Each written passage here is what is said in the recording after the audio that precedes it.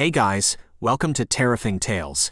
In this video we are going to represent you a story about the Resmar Murders. 911, what's your emergency please? I'm not sure how to say this but, I think I've discovered a body. Okay, transferring your call to the police department. Within minutes the call handler had taken the details and dispatched a patrol car to the scene. But what she didn't know at that point of time was that this would not be the last call of this nature. Johnson here. Hey Sam, it's Hank. Look partner, I got something you have got to see. Where are you Hank? Corner of 44th and Broadway. It's a body. Detective Sam Johnson closed his eyes as he ended the call and stood up from his desk. Some days being a homicide detective was a great job, but other days he really hated it. You would think that after so many dead bodies you would have seen them all, but nope, there was always something new popping up. And him and his partner Hank Harvey were just experts on serial cases. He forgot the number of files that have crossed his desk for those alone. So with a shake of his head, Sam grabbed his jacket from the back of his chair and walked out of the building and out to his car. 15 minutes later, he parked alongside the yellow caution tape. Calming his twisting stomach, it wasn't the death that got to him. He got over those nerves on his first case, but this felt like the start of a brutal case, and he learned long ago as well to trust his gut. He got out of the car and walked over to his partner who was kneeling close to the ground looking at the scene before him. What have we got Hank? Young man, college student by the looks of things. No clothes found yet, but head repeatedly smashed against the tree. Blood splatter for several feet. Looks pretty fresh to me, but we'll know more once forensics take a look. Sam walked around the scene that Hank just told him about. Odd, no clothes, not a normal thing. Does it look like the body was moved? No Sam. No drag marks and the pattern on the tree matched those on his head. And no trace of any clothing, none. He was naked when we arrived. Sam ran his hand through his blonde locks and sighed. Does it look like a rape case? No sir. Outside of the death wound looks like no touching. No lipstick marks, no nail marks, and his lips aren't swollen as per kissing. Why kill someone and then strip him, or strip him and then kill him? No, there was no blood on the chest, so whoever did it killed him and then stripped him. What kind of sick fuck would take bloodied clothing as a souvenir? Sam walked around the scene yet again as his trained eyes took in every angle. Once he felt he had seen enough, he looked around at the various rundown buildings in the area, none of which would have cameras to see the scene. And given the time of night, no one would be around for questioning. A dead end on that lane. Talk about a perfect murder. Though he was against the clock, he couldn't afford to have serial killers on his hands, and he hoped that this wasn't the case. He sighed as he walked down the pathway a few more feet, seeing nothing. Well shit, he had wanted an easy day so he could go home and relax with his wife. Guess that was out of the question with this landing in his lap. He jotted down a few more notes and then walked back to his partner, listening to his mumblings. They were an odd pair, but in some way, they worked really well together. And yes, they were the duo to solve some of the hardest homicide cases. This wouldn't be any different. Sam and Hank had just dumped the last of their meal when they got the phone call. A body found and violently beaten. They shared a look as they got in the car.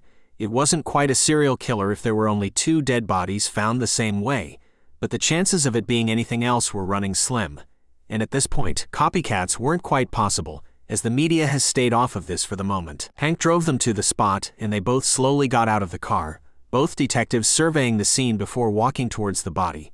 Sam felt it within his gut, without a doubt, and without looking knew the body would be similar to the other. Both men dropped to their haunches and looked at the body before looking at each other, Hank letting out a deep breath. I don't like it, Sam. I don't like it at all, said Hank, shaking his head. It looks way too much like the one on 44th the other day. I know, Sam replied. I know, while taking a giant gulp of his coffee, almost burning his throat as he swallowed it. The 2 detectives stared at the body of the lifeless man who lay before them naked as the day he was born, and whose head had been smashed so severely and violently against the tree, you could actually see parts of his brain peering through the masses of blood-soaked, tangled clumps of hair. You don't think? Unfortunately, Sam, yes, I do. I had a horrible feeling in the pit of my stomach that day, and I have the same feeling now. Even worse, I don't think this is going to be the last we see of this either. His body began to tremble as he processed this information. A serial killer, really, here in Resmar? Okay, it was home to a nationally renowned college, but otherwise was just a small, quiet little town, and he had thought he had left all of that behind when he moved south. But here they were, and this was clearly a repeat offense, and he knew exactly what that meant. Whoever this poor sod was, he wasn't the first to die in this way, and every instinct he had told him that wouldn't be the last either. Back at the office, they both studied the files, trying to make some kind of sense of it all. Okay, so what have we got to go on? Sam asked. Not much, said Hank. Both male, about the same age, both found naked, both died from head trauma. Yeah, we know about that, but what about evidence? Hasn't forensics found anything? Well, there was a hair sample, Hank continued. Nothing from it as yet, but it definitely didn't come from either of the victims. Wow, thought Sam. Is that it? 2 dead bodies, and all we know is that we're looking for someone who has hair? As grateful as he was, that wasn't going to help. That was not going to narrow it down much at all. Barry burst into their office, an excited look upon his face. Good news, guys, we got the lab reports back from the first case. And ever the autopsy didn't really tell us anything we didn't already know, but, at this, Barry paused, which made the detectives only shake their head. The toxicology reports show there was a trace of a muscle relaxant sedative in his bloodstream. Wouldn't have helped our poor victim much, because he would have been fully aware of what was happening to him and would have felt every single blow, but unfortunately for him, he wouldn't have been able to. A goddamn muscle relaxer. Whoever this killer was wanted their victims to feel the pain, wanted them to be aware. This usually meant that someone had a mission, a reason behind it. These weren't random killings from a serial killer, this were special reasons. And that narrowed the list down, although sadly, not by much. It was better than nothing. Well, it's not much, but it's a start, exclaimed Hank, with maybe even a slight hint of a smile beginning to crack on that otherwise icy cold stare of his. We need to contact every medical center and drug outlet in the area and find out where this stuff came from. Hank was just about to pour himself a coffee when Sam made the breakthrough they were looking for. Hold on just a moment. Apparently, he said, the local hospital down at Johnson's Cross reported a load of the stuff missing a few months ago. Sam looked over some paperwork that had landed on his desk that morning. Hank glanced at his partner, the glint in his eye whenever there was something good to track. Well, we best get down there and have a chat with them then, Hank said, putting the coffee pot back in its place before he could pour a single drop. It wasn't so much of it going missing, said the registrar, whose tag read Susan. More of an entire batch of it not arriving. Very unusual, actually. We have the dispatch note from the supplier saying that it was sent, but according to our records it never actually arrived. And who would have been accountable for that? Sam asked, looking around the area before looking at the young woman in front of him again. Oh, that would have been our porter Michael. Great chap, been with us for years, and if anyone knows their stuff, it's our Michael. He was the one who reported it missing, Hank questioned.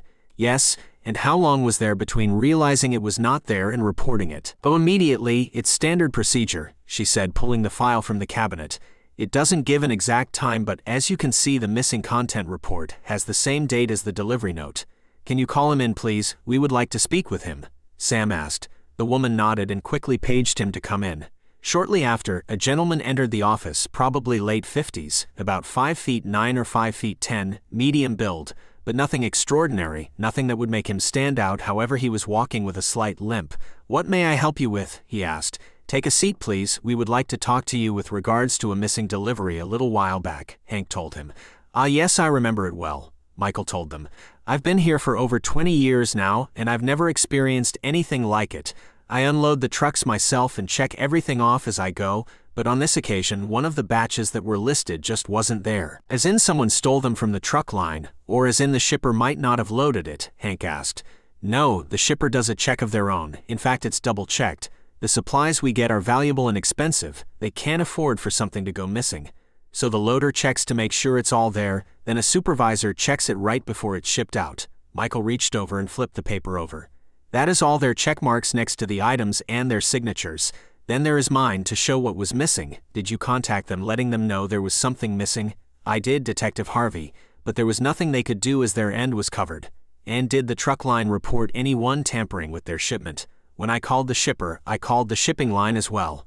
From what they said, nothing had turned up yet, or nothing was reported. Michael, would you mind if we took a look inside your apartment? We're not accusing you of anything, but we need to look at every possibility in order to rule it out.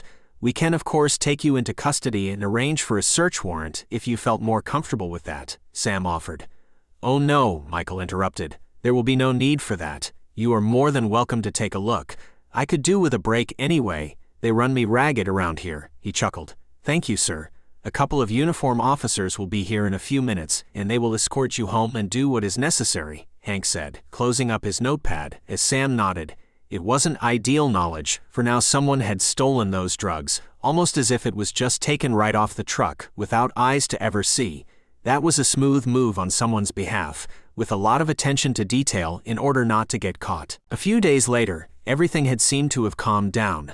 No new murders had popped up and they were still struggling to find some solid evidence to really break the case.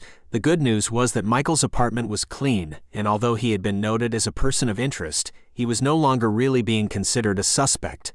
And apart from being students at the nearby college, there was also no apparent link between either of the victims, at least from what they could tell as of right now. The first one was a bright young lad who was studying the legal system, with dreams of working within one of its professions of some description. The second one couldn't really have been any more different from the first victim.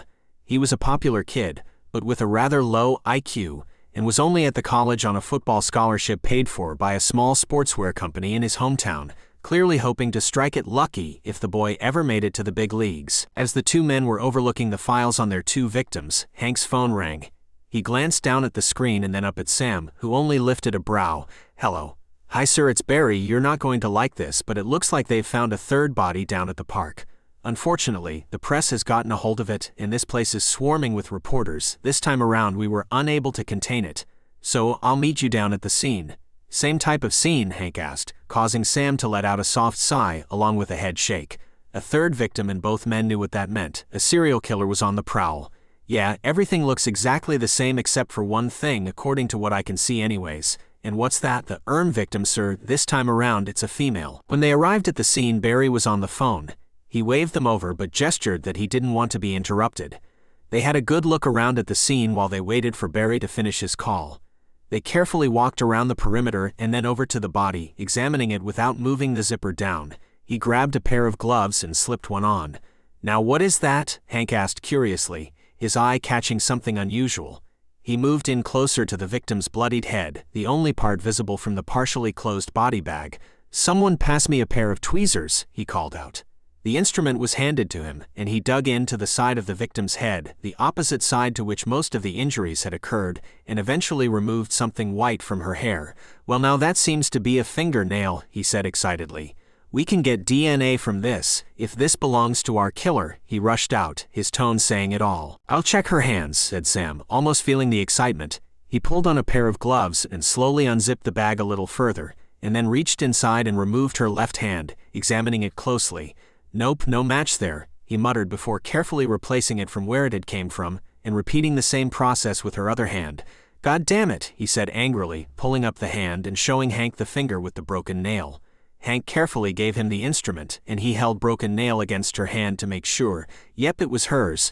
I thought we had something then," he ground out, as he carefully put the nail in the plastic bag and handing it off to the team. "Sorry about that," Barry said, putting his cell phone back into his pocket. "That was forensics. They've finished with the second body and are saying they've found the same sedative in the bloodstream as there was in our first victim. Well, I'm not overly surprised, but wow, all the same. Okay, I want you to try and track this stuff down. We have the manufacturer's batch numbers from the hospital's missing consignment reports, and we also have the dispatch notes from the courier, so there's a starting point. Go and see the manufacturer and try and pick up the trail from there. Let's see where it leads," Hank advised, shaking his head, although glad they had that little bit. "Will do, Hank, will do. Thanks, Barry." "Now what do we know about our victim?" Sam asked. "Female victim, possibly late teens, maybe early 20s. Both Hank and Sam closed their eyes and grimaced. "College student?" Sam questioned Barry, glancing back down at the female in the body bag. "Well, we're checking her description against missing persons, but not expecting a match. Neither of the first two was reported missing, so not too hopeful on that one. Until we get a positive ID, we can't be sure, but quite possibly yes." As Barry wrapped up his explanation, Hank gave out a sigh as the coroner fully zipped up the body bag. And again, as per previous attacks, the victim was found naked, head bashed against the tree. "Still nothing left behind?" Sam asked. "Well, we did pick up a footprint near the body, however. No guarantee that it is our killer's, of course, but it does look suspicious. It slides away from the tree, suggesting that someone slipped while exerting significant force in the direction our victim's head would have been forced. But apart from that, nothing?" "Sorry, Sam, I'm afraid not." 45 minutes later, the two detectives were heading back to the station, after jotting down their notes and deciphering what they were seeing. Not that there was much, and it was starting to put a damper on things. But once they walked into the station and made their way back to their desks, they could feel that there was a real air of excitement and celebration surrounding them as a couple of colleagues finally closed their own case that they had been working on for several months. Sam was delighted for his colleagues, of course, and congratulated them in the proper manner, but this had only reinforced his determination to make a breakthrough on their own case. He was refusing to let the lack of clues and evidence hinder them. "Hank, let's go talk to Barry." Hank nodded and followed Sam to the room Barry worked in, his hand softly patting Barry's shoulder. "Any luck tracking the sedative, Barry?" Hank asked. "Not really. Everything indicates it was loaded onto the delivery truck. The only question is where it came off at. And far as that goes, there seems to be a dead end at the hospital. I started off with the pharmaceutical company, but they seem pretty solid, their checks and balances being legit, which puts it on the truck. I did a background check on the driver and again nothing really but a couple of speeding tickets a few years back and running a red light ticket once, but otherwise clean. Also recently married with a 10-month-old baby, so too much to lose, at least you would imagine. This brings us back to the hospital. Delivery signed for it and then nothing. Okay, Sam, I think you and I need to get back down to the hospital and have a look around the place. Somebody knows what happened to that stuff, and we need to find out." As they were pulling into the parking lot, Sam spotted a delivery truck arriving. "Perfect timing," he said, pointing it out with his eyes. "Let's follow it and see what happens." The truck drove round to the back of the hospital where Michael appeared, pointed out a set of directions to the driver, and then followed it down to a loading bay. Hank and Sam kept their distance so as not to be spotted, but kept a close eye as Michael began to unload the truck. With nothing suspicious going on, they approached the loading bay just as Michael was about to close the doors. "Good afternoon, detectives," he beamed, appearing to be genuinely pleased to see them. "Any luck with the missing medications?" "To be honest with you, no," Hank told him. "That's why we're here." "So this is where all the deliveries come?" he asked while looking around. "Not all of them, depends on the delivery is. This is where all the laundry comes. Bedding, gowns, anything like that. All the food and perishables go straight to the canteen and then any medical supplies go to loading bay B. It's pretty much the same as this but more secure. We can back the trucks through the doorway and then unload straight into the building," he continued. "Could you show us please?" Sam asked him, his eyes taking in the open area of the bay. "Of course, follow me." The three of them made their way round to the left where there was a slightly larger set of industrial doors. "Here we are," Michael said. "These doors remain locked at all times unless we're unloading." "Good. And who keeps the keys?" Hank asked Michael. "Just me, actually. I'm the only one that uses it, although I believe the general manager keeps a set in her office, and I expect security would possibly have one too, in case anything were to happen." "Now that is interesting," Sam exclaimed, pointing towards a wall 20 meters away where a security camera was mounted. It wasn't pointing directly at the bay but certainly would have covered the area to quite some time, at least 10 years, maybe more. "And who looks after the footage from that?" Hank asked, glancing at Sam, both of them lifting their brows. "That would be security. You'll find them at the top of the parking lot by the main entrance. In fact, you probably drove past it on the way in." "Thank you, Michael, you've been a great help," Hank told him, confirming his thoughts that whatever had gone down here, Michael had nothing to do with it. The two guys made their way up into the security office to inquire about obtaining the footage. 6 months ago? No, that would be too long ago, the guy behind the desk told them, shaking his head but not really glancing at them. "They use a rotation system with 4 drives and each one gets changed every month. They keep 3 in storage while the 4th gets wiped, ready for reuse, so 3 months is as far back as we could take it." Damn, just when things were starting to pick up, another dead end. They were just about to leave when a young lad looked up from his computer. 6 months ago, did you say? I'd have to check with ID, but I think that was when they were updating the whole system. Both detectives glanced at each other before looking at the guy. "Okay, and how would that help?" Sam asked. "Well, if I remember correctly, there was a problem installing the new computers, and there was about a week between the old ones being removed and the new ones going in." "Okay, but again," Hank pushed for the man to make sense, the two men not quite grasping what he was saying, or even suggesting. The young lad laughed at these two. "Well, without the old system running, they wouldn't have been able to reformat the drive, and rather than shut the cameras down, they probably bought a new one. Meaning there should be a 5th drive. Chances are the one you were after, which was due to be wiped anyway, would have been taken out of circulation to make sure the timing stayed correct. And knowing how this place runs, rather than wipe it and use it for something else, it's probably sat in a drawer in someone's office desk somewhere. They may have destroyed it, but ID would know for sure, and besides, if it's still in one piece and anyone still got it, it would be them. I can call up to them to check and see if you like." Hank had to stop the eye roll at the lad. This was a murder case. Yes, he would want the call placed. Sam read the look on his partner's face and turned back to the lad. "Please call them." 10 minutes later, the lad beamed at the two. "Looks like it's your lucky day," the young lad proclaimed, putting the phone back down. "They're sending someone over with it now." Hank gave Sam a knowing smile. He had long been an advocate for the old-fashioned legwork. It was time-consuming, but sometimes, like today, it just worked out. And let's face it, if they had just phoned and asked for the footage, they would never have even come close. Present for you, Barry.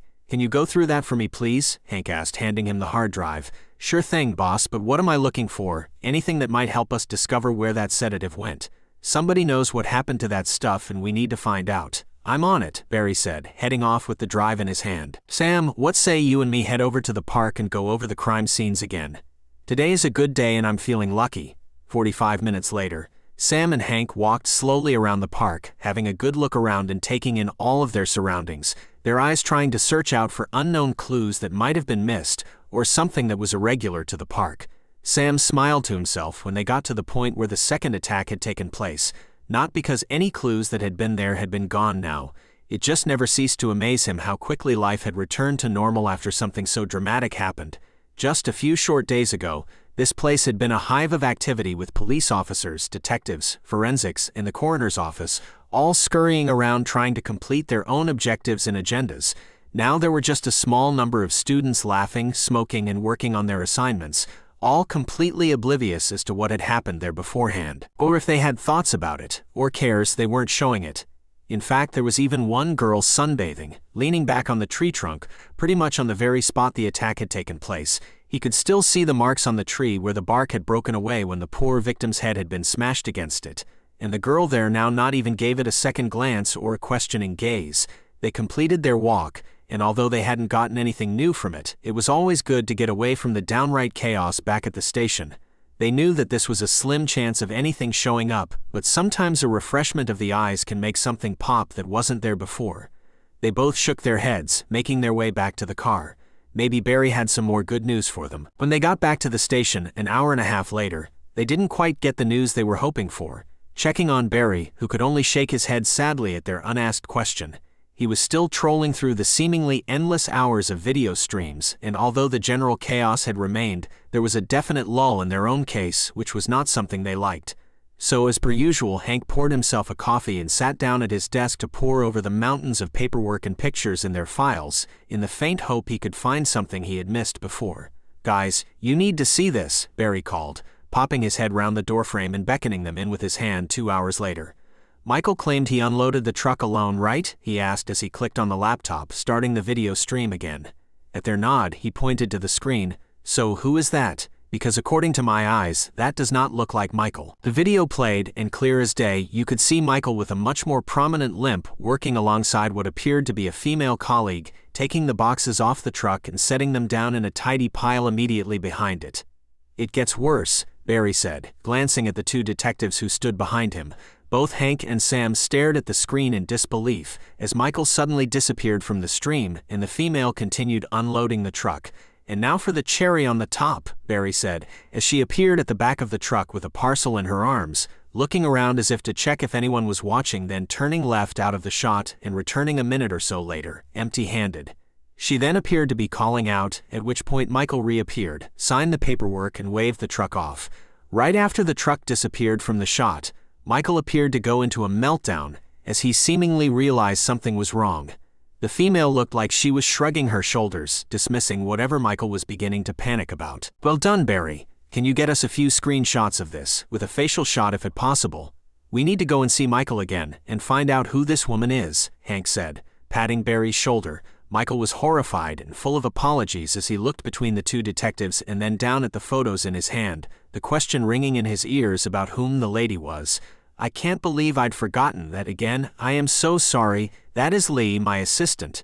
She had only just started then, and I was showing her the ropes. Hank waved off the man's apologies. They had heard enough of them. It's okay. Easily done. Now did you leave her unattended at any point? Michael began to blush as he recalled that night, knowing this might not be good. Actually, yes, he answered. I had only just come back to work from a motorcycle accident, and if the truth be known, I had returned a little early. Climbing up and down the truck had become very painful, so I took a little rest for a few minutes while she finished off. But I swear there were only 3 or 4 packages left. Must have only been 5 minutes at the most, and all she had to do was pick it up from the truck and put it on the pile with the others. How could she go wrong? And that's when you noticed one of the packages was missing, Sam inquired.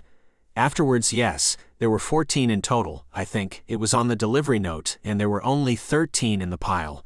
Is it possible that it was left on the truck, or that it got delivered to someone else by mistake? Hank looked up at him with the follow-up question. No, apparently something like that happened years ago, and they ended up paying a fortune in compensation. Somebody's life could hinge on what we're doing here, so you can't be too careful. They follow a very strict protocol now to make sure it doesn't happen again. They start off at the depot with an empty truckload, everything they need to bring to us. Then we unload it all at this end, and they return to the depot with an empty truck ready for the next customer. Michael glanced back down at the photos, still not quite believing she would have done anything. She seemed too sweet to steal. I take it this hasn't happened before? Michael paused as he looked up at Hank. Something missing? No, this is a first. Lee is a quiet girl who's been around here for a few weeks. She has had all kinds of great comments from her supervisors or co-workers about how sweet she is and great to work with, though. I understand, we aren't judging, just trying to cover all the bases, Hank told him, trying not to upset the man. I don't suppose you have a surname for Lee by any chance? Hank asked offhandedly. Yeah, Pittman, I think. He paused as if to make too sure and then nodded. Yes, that's it. Well, thanks again for your help, Michael, Hank told him as he shook his hand, and Michael returned to his duties, shaking his head and muttering something under his breath, clearly annoyed at himself for not remembering or mentioning Lee earlier. Sam grabbed his cell phone and quickly dialed Barry's number, waiting for the young man to pick up as they watched the retreating back. Hi, Barry, Sam here. Can you run a background check on a Lee Pittman for us, please? It's a matter of some urgency. We're on our way back now, thanks, Sam said, nodding at Hank. The sooner they could get that background, the better it might be for their case. Hank, Sam, Barry cried excitedly. You are not going to believe this. I did the background check on Lee Pittman, and a little over 3 years ago her unconscious naked body was found down by the river after, get this, having her head banged against a tree. Anything else? Hank asked. Barry nodded his head. A rape test was done, shown positive on that regard, but no major bruising or anything. The impact on the head was not self-forced, but the marks on her arms and thighs were. Meaning what? Sam questioned. Meaning she knew she was being raped at some point and tried clawing herself to either forget about it or clawing at her legs to try to stop the feeling, and no charges were ever brought forward? Sadly, no, Barry answered the question Hank asked. She was told at the time that there was enough evidence to prosecute, but she claimed not to have any memory of the incident. Sam and Hank looked at each other in amazement. Was she attacked as well? Was this their killer's doing?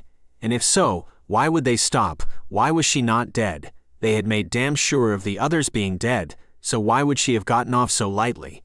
And if all of this was more than 3 years before, she had been the last person to have been seen handling a sedative used in an almost similar attack. They both shook their heads. There were way too many coincidences here and way too many questions. However, the only thing they knew for certain was that they were going to have to speak to her, and they were going to have to do it quickly. Before we go and speak to her, is there anything else we should know? Well, apparently she was destined to become a surgeon, and a pretty damn good one too, according to her professor's reports. But the doctor's report after the incident indicates there was some sort of brain damage, not enough to prevent her from having a normal everyday life, but enough to put a stop to her medical career. Like what? Hank asked. Like she's unsteady with a blade. She tends to shake too much over a period of time. If it's a quick moment, she's fine though. Okay, thanks Barry, great work, Hank told him, giving him a pat on the shoulder as he and Sam rushed out of the office. They quickly got into their squad car and drove to the address that Barry had given them. It was time to talk to Ms. Pittman. The detectives looked around the crumbling apartment building as they walked up to the front door, their eyes catching a multitude of issues. Hank lifted a brow as Sam knocked on a door that was barely hanging on by the latches. They smiled as a young woman opened the door. Lee Pittman? Sam asked, taking in the woman behind the door. Yes, can I help you? She gave them a quick look over before her brows crinkled in confusion.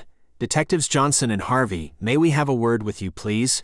Oh well, I'm sorry, I'm just on my way out and don't have time, she trailed off as Hank interrupted her. I'm afraid it is rather important. Oh well, she started but got interrupted again from Hank. We won't keep you any longer than we need to, we promise.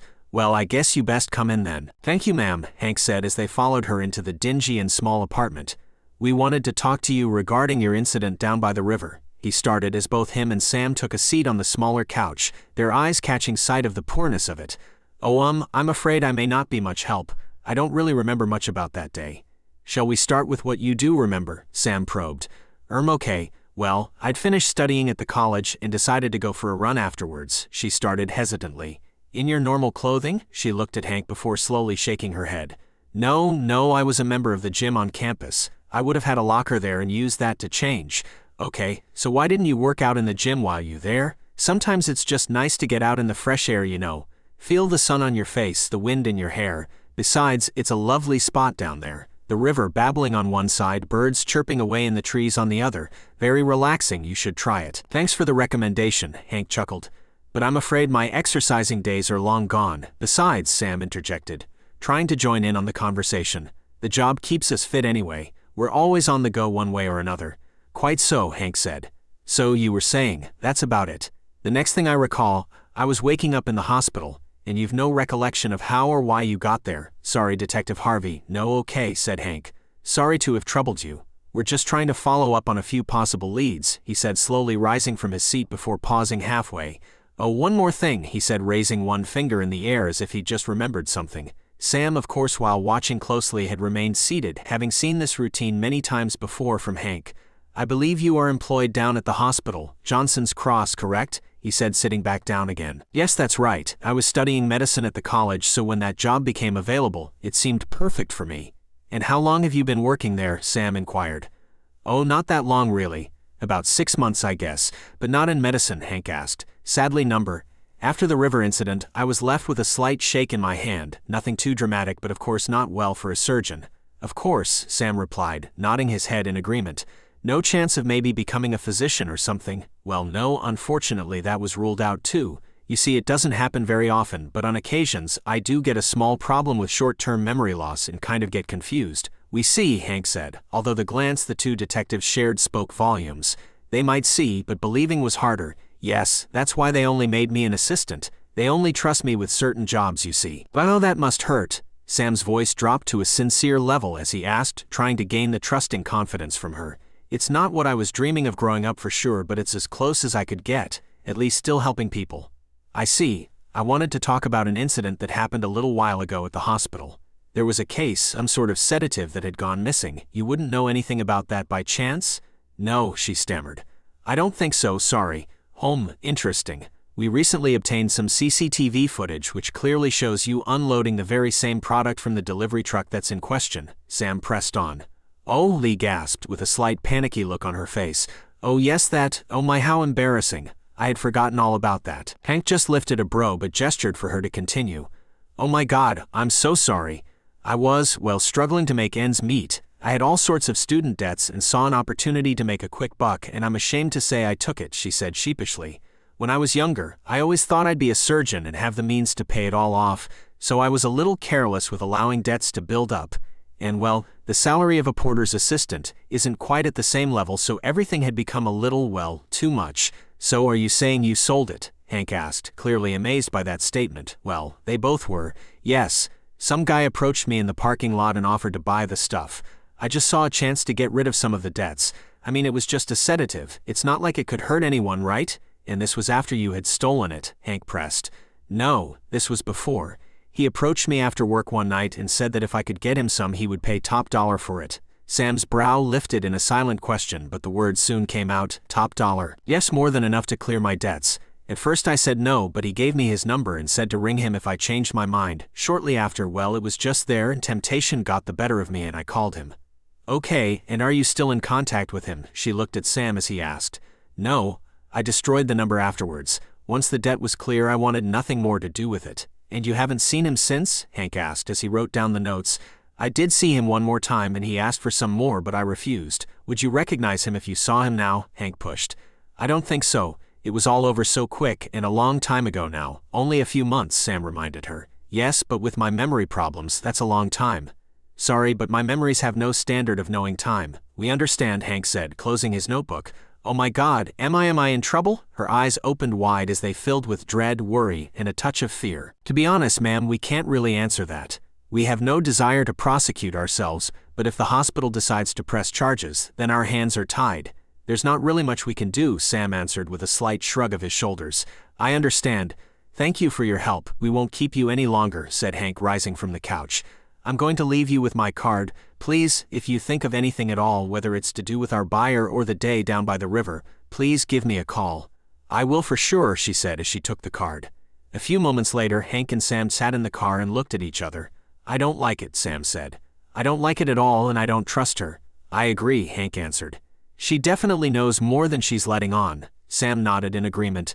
And for someone who had somewhere to be when we arrived, he said, adjusting his rear-view mirror. Why is she peering through the top window to see if we've left yet? Hank looked in the side mirror to spot her as well. It looks like we have ourselves a suspect. I guess we're not pushing on the theft. Not just yet. I think we should keep that information to ourselves right now. Charging her would allow us to detain her for a little while, and something tells me that could come in useful later on. Both men smiled, and then Sam pulled the car away. Hank took a sip of his morning coffee, and as he placed the cup back on his desk, he spotted the smiling figure of Junior Detective Barry, who was looking rather pleased with himself, walking over to his desk. Good morning, Barry. It certainly could be, sir. Okay, Hank chuckled, nodding his head for Barry to go on, but getting nothing. I'll bite. Is there a specific reason for all this sudden optimism? Well, last night, a couple of guys on the night shift apprehended a 23-year-old named Larry Fisher. Originally, they stopped him for some rather erratic driving but immediately smelled alcohol on his breath.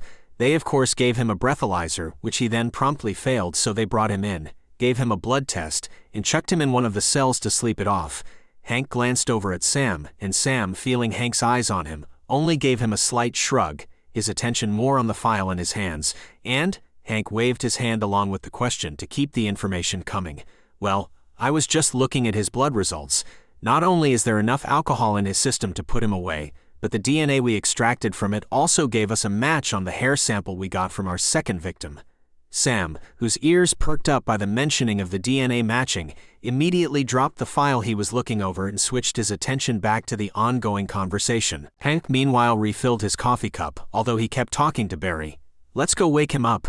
I think we need a chat, don't you?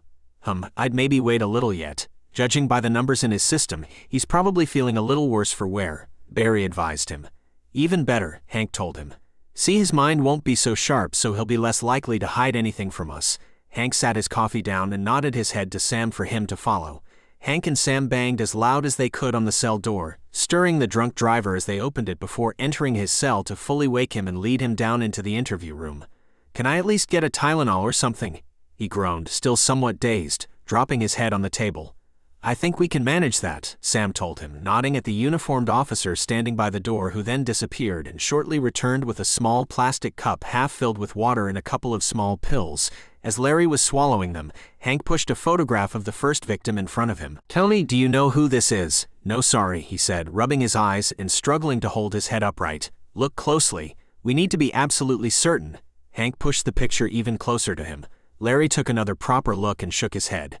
Nope, sorry. I've no idea who that is, Larry muttered again, while holding the palm of his hand against his forehead. Okay, what about this one? Hank pushed another photo towards him and Larry smiled, almost raising a laugh. I think you'll find most people around here know who that is. That's Travis Peterson.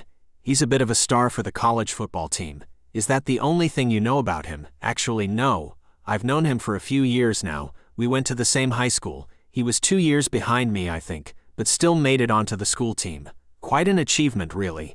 I always thought I was a decent player, to be honest. Even spent a bit of time within college team, but never quite got the deal I was after. Travis, though, was a step ahead. He was always something special.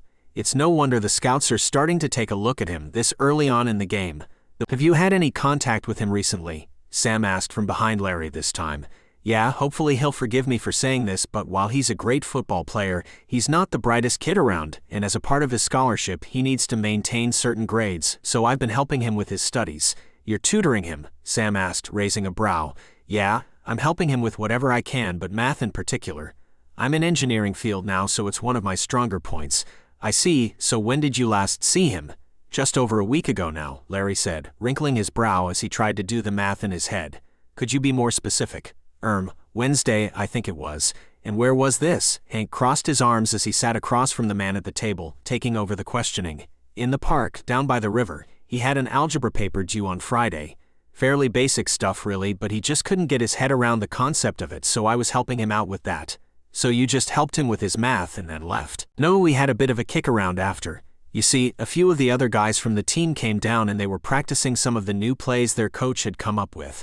We just finished with the studying, and Travis was about to join them when a couple of them recognized me. which to be honest, gave me a bit of a buzz actually, so when they asked me join in for a mess about, I couldn't say no. A mess about, like a throw and catch kind of thing, Sam asked, not having a clue what he was referring to.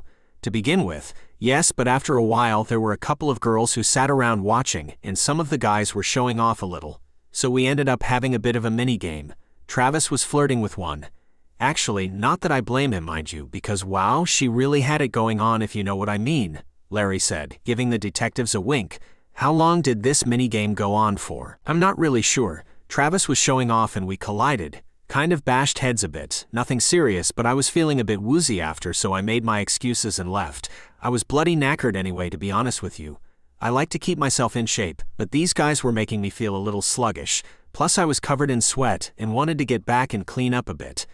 Okay, and you haven't seen or heard from him since? No, Larry said with a slightly confused and quizzical look on his face. I really thought he'd phone me this week, to be honest. He still hadn't quite grasped the algebra, so we still had a bit of work to do on that. I just assumed he was busy, getting ready for the big game coming up, but thinking about it, the paper should have been done and handed in by now.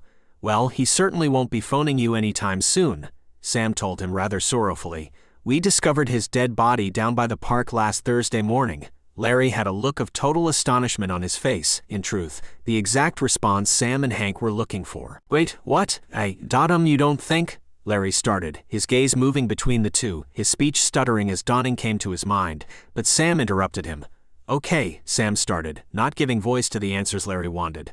Well, I see there's a couple of uniformed officers outside. They probably want to talk to you about last night's events, so we're going to hand you over to them now. With that, Sam and Hank got up and left the room, while Larry closed his eyes and groaned knowing he was in big trouble.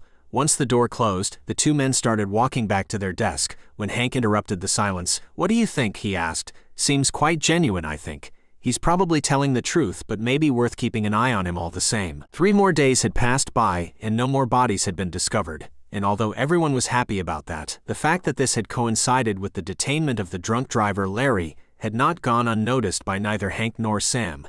And now that he had been released on bail, pending a court hearing, they were apprehensive to say the least.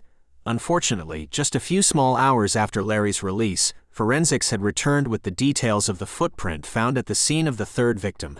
It would have been a very simple test to have compared his footwear against the details now being added to the file they were building on the mystery attacker.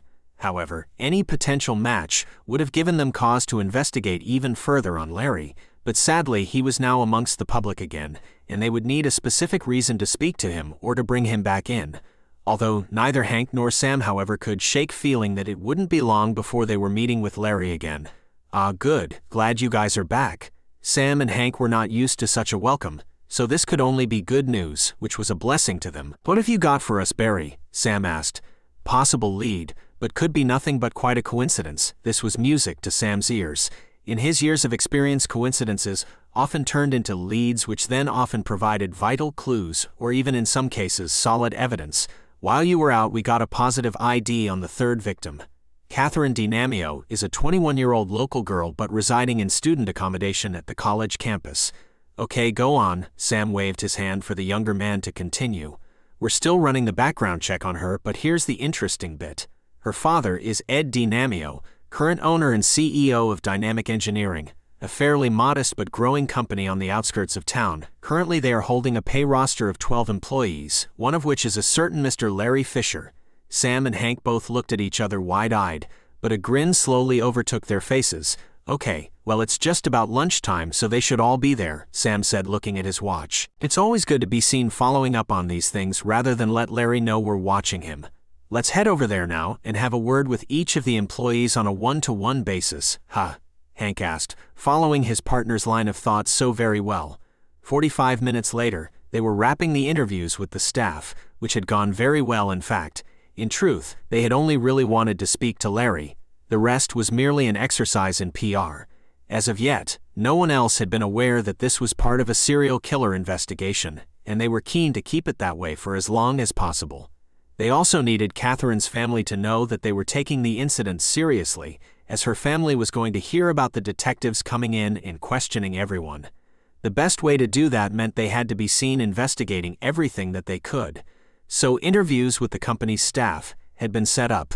While Catherine's immediate family had been told the horrible truth regarding the discovery of her body, the employees were being questioned regarding what they were simply. While speaking with some of the employees, a similar story had emerged amongst a few of them. There were strong rumors on the shop floor that Catherine had been due to graduate college and that she had been lined up to take over the company.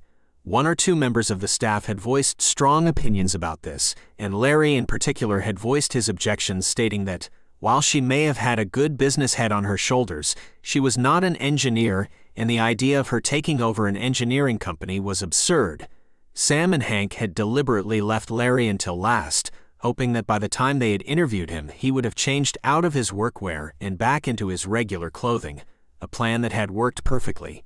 As Larry entered the office that the detectives had been given to use to conduct the interviews, Sam gave him a knowing smile while tapping on the table, giving off the impression that he recognized him, but couldn't quite place him. "Mr. Sam said, waiting for Larry to offer his name. "Fisher, Larry Fisher." "Ah, yes, I remember now. DUI, wasn't it?" "I'm afraid so," Larry replied, rather sheepishly. "Don't worry, we're not here about that. We're here on a completely unrelated matter, actually. You see, we're investigating the disappearance of Catherine DiNamio." "As in, oh, the boss's daughter?" Larry asked, with a concerned look on his face. "I'm afraid so. Oh, wow, I wondered why the boss wasn't in today." "I knew of her, of course, but I don't think I've ever actually met her," Larry said as he thought it over. "So you wouldn't have any clues where she might have gone?" Sam continued. "Not at all, sorry," Sam smiled, acknowledging Larry's response. "Now we have heard rumors about her taking over the company."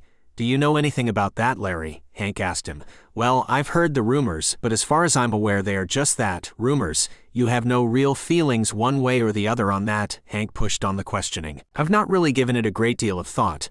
We get so many rumors down here that if we reacted to all of them, we'd never get any work done," Larry said with a smile, joking about it as he looked between the two detectives. "Okay, it's getting late. We're sorry to have kept you." Larry got up and began to leave. "Hey," said Sam. "Nice sneakers." "Sorry," Larry answered, appearing to be somewhat startled. "Your sneakers, I like them." "Sorry, this may sound strange, but my son has asked me for a pair for his birthday, and I wouldn't know where to start looking. They look good though. What brand are they? And you might be a smaller size. What size are you? How do they feel on you?" Hank laughed at Sam. "You ruin that boy, you know," he said, appearing to be mocking his partner. This seemed to have relaxed Larry a little, and while he still looked rather confused by this line of questioning, he answered all the same, allowing Sam to get the info he was after, the size and make of the shoes he was wearing. They thanked him for his help and sent him on his way. "Well, different brand," he said to his partner while packing things up. "Same size though." "Yeah, I spotted that," Hank replied. "Very interesting." 15 minutes later they got back to the station to the usual swarm of reporters and journalists. "We have to give them something," Sam told his partner. "This is only going to get worse until they find out what's going on. Or even better yet, they find out half of the story and then fill in the remaining gaps themselves." Hank nodded, but neither of them was happy about it. But they knew it had to be done, so when they reached the main doors they both turned around and gave them the impromptu press conference they were craving, Hank informing them as to what had happened in the vague amount of details as he could, while Sam tried to fend off the questions that were being hurled their way. It was already late when they got back to their desk. They both groaned when they saw the ever-growing pile of paperwork awaiting their attention. "Looks like a late one," Hank said miserably. They both knew the score. It wasn't ideal but was part of the job, and besides, it wasn't anything a good night's sleep wouldn't sort out. Hank phoned his wife to tell her he'd be late coming home while Sam took out a menu from under his desk and ordered them a takeout. They weren't to know it yet, but unfortunately a good night's sleep was never in the cards. They were both awakened around 4 a.m. by the phone call they knew was coming but dreaded all the same.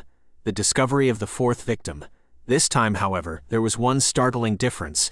The victim was still alive. The scene was much less chaotic than previous ones, mainly due to the fact that paramedics had taken control of the casualty and no one else could get in close.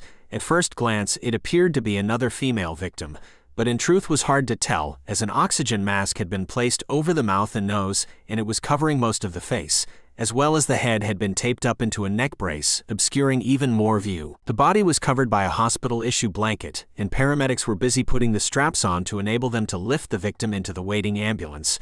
A quick look around the scene, though, told them this was fresh. Even the blood on the tree was still wet. Barry could be seen sitting on a park bench along with another officer and a young woman clearly shaken by what was happening. Barry spotted them and made his way over. "Morning, guys. Sorry about the early call, But not quite the night I had planned either, he said, slightly blurry-eyed but otherwise immaculate, as always. The young woman over on the bench is 19-year-old medical student named Joanna. Says she was out having a few drinks with some friends and took a short cut through the park on her way home. That's when she found our completely naked victim laying unconscious next to the tree with blood pouring from her head. Couldn't find a pulse, so performed CPR and got her heart going again and then dialed 911. Her heart? Sam asked, emphasis on the her part, and his brow rose. So a female victim then? Yes, sir. Okay, thanks, Barry, Sam said, his eyes moving to the scene, followed by Hank's before they both walked over to the bench and spoke to Joanna. Good morning, Joanna, is it? We'd like to talk to you, if that's okay, Sam asked. She nodded as she looked up at them. Good morning, officers, and yes, Joanna is fine. Can you tell us what you saw? Hank asked. Joanna took a breath, and then proceeded to tell them the very same thing Barry had told them. And going by the description she had given of the scene that she had encountered, they had come to the conclusion that this was identical to the scene at each of the 3 previous bodies they had discovered. And approximately what time would this have been? Sam asked her. I think I left my friend's place around 3-ish, so I would have arrived here roughly around 3:15, maybe 3:30. Okay, good, Sam told her. Anything else you can think of, Hank? He asked, looking at his partner. No, I'm good. I'll just get some personal details if I may, and then we're done, Hank said as he wrote her details down in his notepad should they need to contact her again. Thanked her and then got forensics to take her fingerprints, which she had offered to supply at the scene rather than report to the station later. They stood up, after thanking her again, as the paramedics loaded the stretcher into the ambulance and forensics moved in to examine the scene closer. Hank and Sam chose to stay behind to oversee everything in the faint hope that something new would be found. Sam and Hank walked along the perimeter of the scene, their trained eyes looking for something out of the ordinary, when someone called out, "Got something!" Hank and Sam both turned at the same time to look at one of the younger members of their team picking up a small piece of a bright red fabric from the ground. Could this be the breakthrough they were after? The fabric was carefully placed into an evidence bag and sealed off, ready to go to the lab for analysis, while everyone else continued combing the area, looking for anything out of place. On their way back to the station, Sam and Hank decided to stop off at a local cafe to get themselves a decent breakfast for what they were expecting to be another hectic day. As they entered the cafe, they noticed the newspapers had just been delivered and were still bundled together on the counter. As they drew closer, they couldn't help but notice their own faces on the front page as the coverage of yesterday's press conference began to emerge. Like it or not, the rest of the town were now waking up to the awful news that a serial killer was on the prowl. Back at the station, afternoon was approaching when they had been given the news that while still alive and fighting, the young woman they had picked up in the park early that morning had been taken down for emergency surgery to relieve some swelling that had occurred on the brain. The prognosis, they were told, was not a favorable one. Given the amount of trauma she had already suffered, the doctors only gave her a 30% chance of surviving the procedure. And even if she did survive, there was a very real chance of life-changing brain damage. Any hopes that she would recover well enough to provide a description of her attacker were rapidly dwindling away. They did at least have a possible ID for her, though. The young woman had seen the stories in the paper that morning and had grown increasingly concerned after her roommate had failed to return home after going to watch a local band play the previous night. The description she had given matched that of the victim to a T, even down to the tattoo on her right shoulder. Further hopes were also dashed after she told them her roommate had gone out wearing a bright red tank top and a pair of black jeans. A bright red tank top, Sam thought to himself, remembering the bright red fabric forensics had picked up this morning, all their thoughts centering on it belonging to the killer. Yeah, it would be, wouldn't it, he thought, as he gave off a big sigh and sat back in his chair cursing his luck yet again. Thankfully, it hadn't been too long before some positive news had lifted his spirits slightly. Word had gotten back from the hospital that this morning's victim had survived the surgery.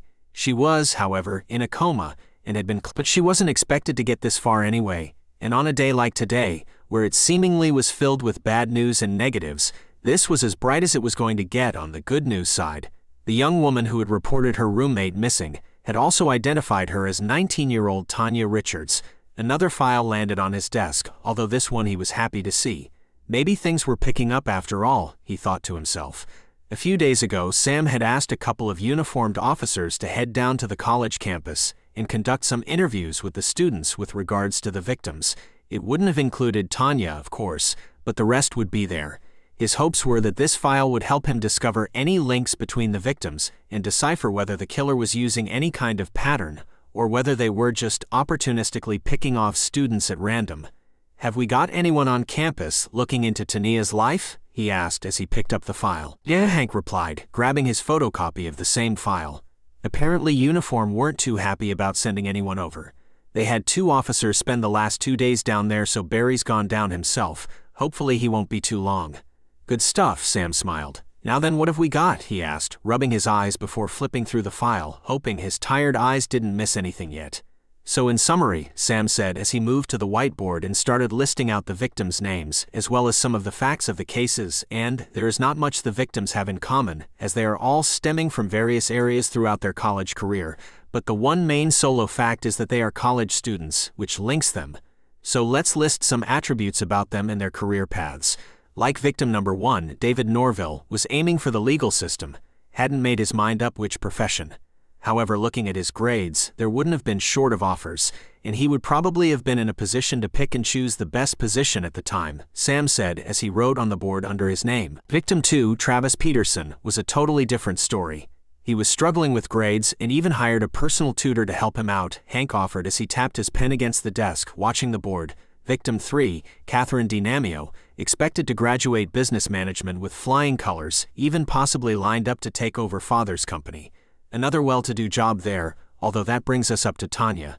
So, 1 as yet unknown with grades or lucrative career paths, 2 straight-A students who would have been quite well-to-off in their chosen paths, and then Travis, who was even struggling. "What about origins?" Hank asked. "Where are they from? Is there any link with that?" "No, I'm afraid not," Sam replied, shaking his head. While David and Travis have moved in from elsewhere to study, Catherine was a local girl. "Remember, her father owns that engineering company on the edge of town."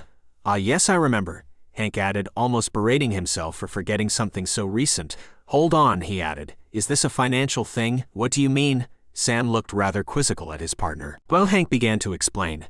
"Catherine's father owns his own company, right? So was probably able to pay for her college fees without too many problems. And Travis, well, he was on a football scholarship, so again his education would have been paid for him. Just a thought, but maybe whoever is doing this is struggling financially and is striking out at those who are better off? You could be onto something there, buddy," Sam told him. "Let's see what we can find out about David, and maybe even Tanya. See if that fits," Hank added. "I'm sure I remember reading something regarding David," Sam added, rummaging through the file cabinet. "Ah, here we go, David Norville." Sam pulled out and opened the file he had on the very first victim. "Oh my, you might well be right," he said, wide-eyed. "David's mother owns and runs a beauty salon in her hometown, in fact has done so well with it that she now owns a string of salons across the state." The 2 of them looked at each other and back at the whiteboard, deep in thought. "Okay, let's see what we can find out about Tania's parents. You may have just hit the nail on the head there," Sam said, smiling. About an hour later, after some frantic searching, things seemed to hit a dead end. "Unfortunately," Sam said, "it looks like a no-go on that one. Tania's father was forced into an early retirement due to ill health, and her mother is currently employed on the checkouts at the local supermarket." "Damn it, thought we had something there," Hank said, angrily banging his fists onto his desk. "Yeah, me too," Sam said sadly. Back to the drawing board, they both let out a fed-up-sounding sigh and stared at the whiteboard looking for more inspiration. "Wait," Hank responded with a frown, clearly developing a thought as he looked over the board and shook his head. He stood up and walked over, taping next to Travis's name. "Didn't Larry say the scouts were watching Travis? If that is the case, and he had any chance at all of making the NFL, he would have had the most lucrative career of the lot of them." Sam nodded in agreement to that. "So all 3 potentially had extremely bright futures ahead of them, which is at least another common fact," he said, tapping the marker against his leg. Is it possible that our killer is targeting the brightest and best available?" "It would appear so," Hank replied, putting the file back down on his desk. "I can't wait for Barry to get back and see what he's found out about Tanya." In truth, they didn't have long to wait. For 20 minutes later, Barry walked right up to their desks, grinning at each of detectives. Hank leaned back in his seat and nodded at Barry. "Okay, Barry, what have you got for us?" 19-year-old Tanya Richards was only on first semester her second year of college studying journalism and media studies, but seemingly breezing through it. Sam raised one eyebrow and looked towards Hank, who closed his eyes and nodded in agreement. They both had a pretty good idea what Barry was about to say next. Barry had noticed this exchange of looks but continued uninterrupted, glancing briefly down at his own notepad. ran the school paper back at high school, and made a huge success of it, which caused her to be noticed, and she managed to get an internship here at the Resmar Bugle in her freshman year of college. For the Bugle, though, most students don't even recognize until their sophomore year and start interning then, but the editor had his eye on her since high school. This was by far the biggest newspaper in the area, so this was no mean feat in and of itself. I swung by the office on the way back here and had a quick word with the editor. Barry looked up briefly to see if he still had the detective's attention. They were both looking at him and motioned for him to continue. The editor said he had reservations about taking her on to begin with due to her age, even though he saw her skill.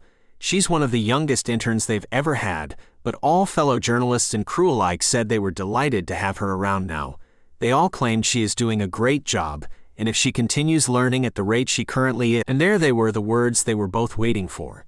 It didn't need saying, but Hank decided to say it anyway. Looks like we have ourselves a pattern. Sam nodded and smiled as he placed the file into the folder with all the others they had relating to this case. 3 hours later, Sam and Hank worked together to produce a file containing all the details on each of the victims, along with their notes and their thoughts. This was then handed to Barry, who had made an appointment to speak with the college dean. Hopefully a rather secretive meeting, which is why they didn't want to talk the dean. Chances were, the media was camped outside the college doors, waiting to see the two detectives on the case and hoping for a word. At least Barry hadn't been photographed yet, although he had been informed that he was to make it absolutely clear that none of this information was to become public knowledge, but that they wanted to get a warning out to those students who they felt fitted the profile the killer seemed to be using. Almost a week had gone by, and no more bodies had been discovered. Sam, Hank, and Barry had been discussing this and had come up with 3 possibilities. The first was that the warnings they had tried to put out were doing their job, and that maybe the killer had simply not had the opportunity to strike. The second possibility was that the killer had decided to lie low for a little while, given the media frenzy that had now surrounded this case. None of them, however, really believed that, though, because the killer had made no attempt to hide any of the bodies and had left the bodies out in the open, knowing they would be found. So, whoever was doing this certainly wasn't shy and didn't seem like the type to go into hiding. The third possibility they discussed centered on that of prime suspect Larry Fisher. There were links between him and at least 2 of the victims, one of which had provided the DNA sample that had alerted them to Larry in the first place.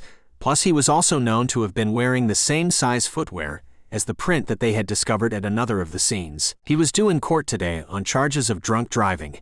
He had decided to plead guilty, so there was no trial, but given that this was his first offense, he would have still been nervous, and perhaps his focus had switched to this rather than on killing, so therefore he didn't quite have his head in the game. After all, the only other lull in the case had occurred while he was being held in custody. Meanwhile, Tanya was still in a coma. Surgeons had confirmed they were delighted with the operation and had declared it a 100% success.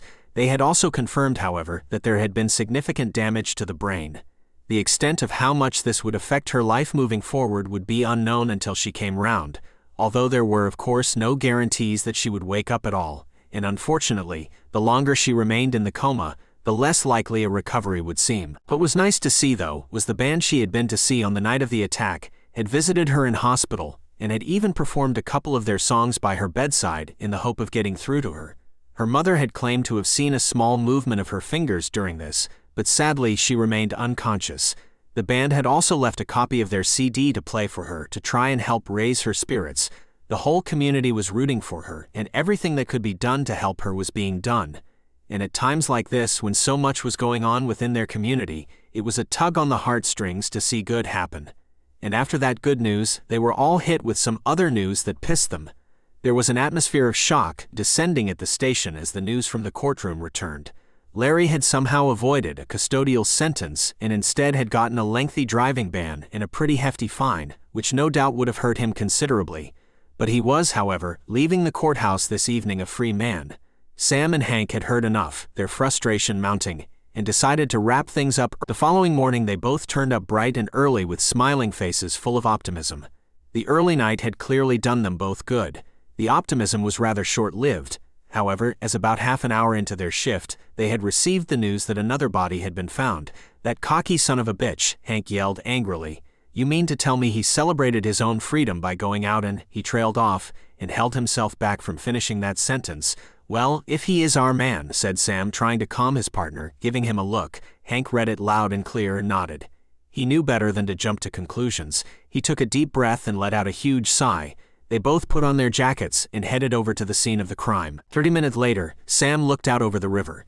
He had always loved it down here, and had quite often in the past come down here by himself to just relax, or if he had wanted to, gather his thoughts about something. Now though, not so much, and this pained him. He was beginning to feel that he knew it a little too well, and the calming serenity he had previously felt was now being replaced by the memories of the scenes he and his partner had investigated over the past few weeks, and now here they were ready to start the process all over again. What fresh horrors have we got this time? He wondered to himself, as the car pulled up to the yellow tape. Sam and Hank were just about the first ones to arrive, so they had a chance to have a good look around before the chaos began. The scene was very much like the previous ones. Male victim lying naked next to the tree, head had been smashed against the trunk. Although this one was possibly even more gruesome and violent than the other scenes. There was a significant amount of blood on the tree itself, and what looked like several hairs stuck in amongst some of it.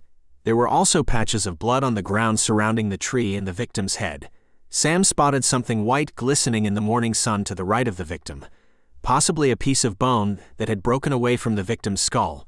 Forensics hadn't arrived yet, and neither he nor Hank had any evidence bags on them, so he didn't want to touch it yet. But the more he looked at it, the more certain he was that it, in fact, a piece of human bone. He hadn't moved the victim's head for the same reason, but from the angle he could see it did look like a chunk of it had broken away. Hank, take a look at that, Sam said, pointing to both the piece of bone and the skull. I'm guessing our killer got a little angry, Hank said, shaking his head in disgust. Probably heard about the previous victim surviving in the news and wanted to make absolutely certain that this one didn't. Yeah, Sam said quietly in agreement. You're probably right. He stopped and then looked up at Hank. Hank heard the pause in his partner's voice and turned to look at him, a brow lifted in silent question. To have had the head so severely damaged took a lot of brute force, wouldn't you agree? The question hung between the two, both of them mentally ruling out any suspects without just cause yet. By now forensics was turning up and taking over the handling of the body. Sam pointed out the white object he had spotted on the ground, which they had bagged up and confirmed as a piece of skull. They also examined the victim's head and confirmed that a small piece had broken away during the attack. The coroner's office took the body away, and the scene was closely scrutinized and examined. Unfortunately, nothing else had turned up. Well, buddy, said Hank, I don't know about you, but I've had enough. This has to stop.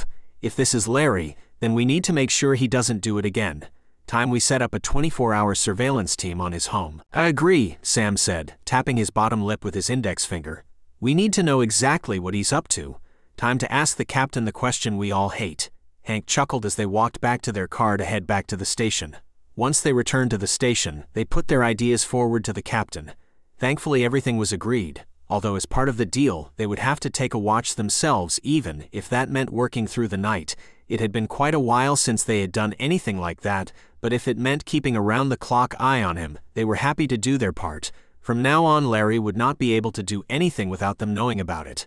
Okay, we have an ID on our latest victim, Barry told them, as they walked out of the captain's office and over to their desk.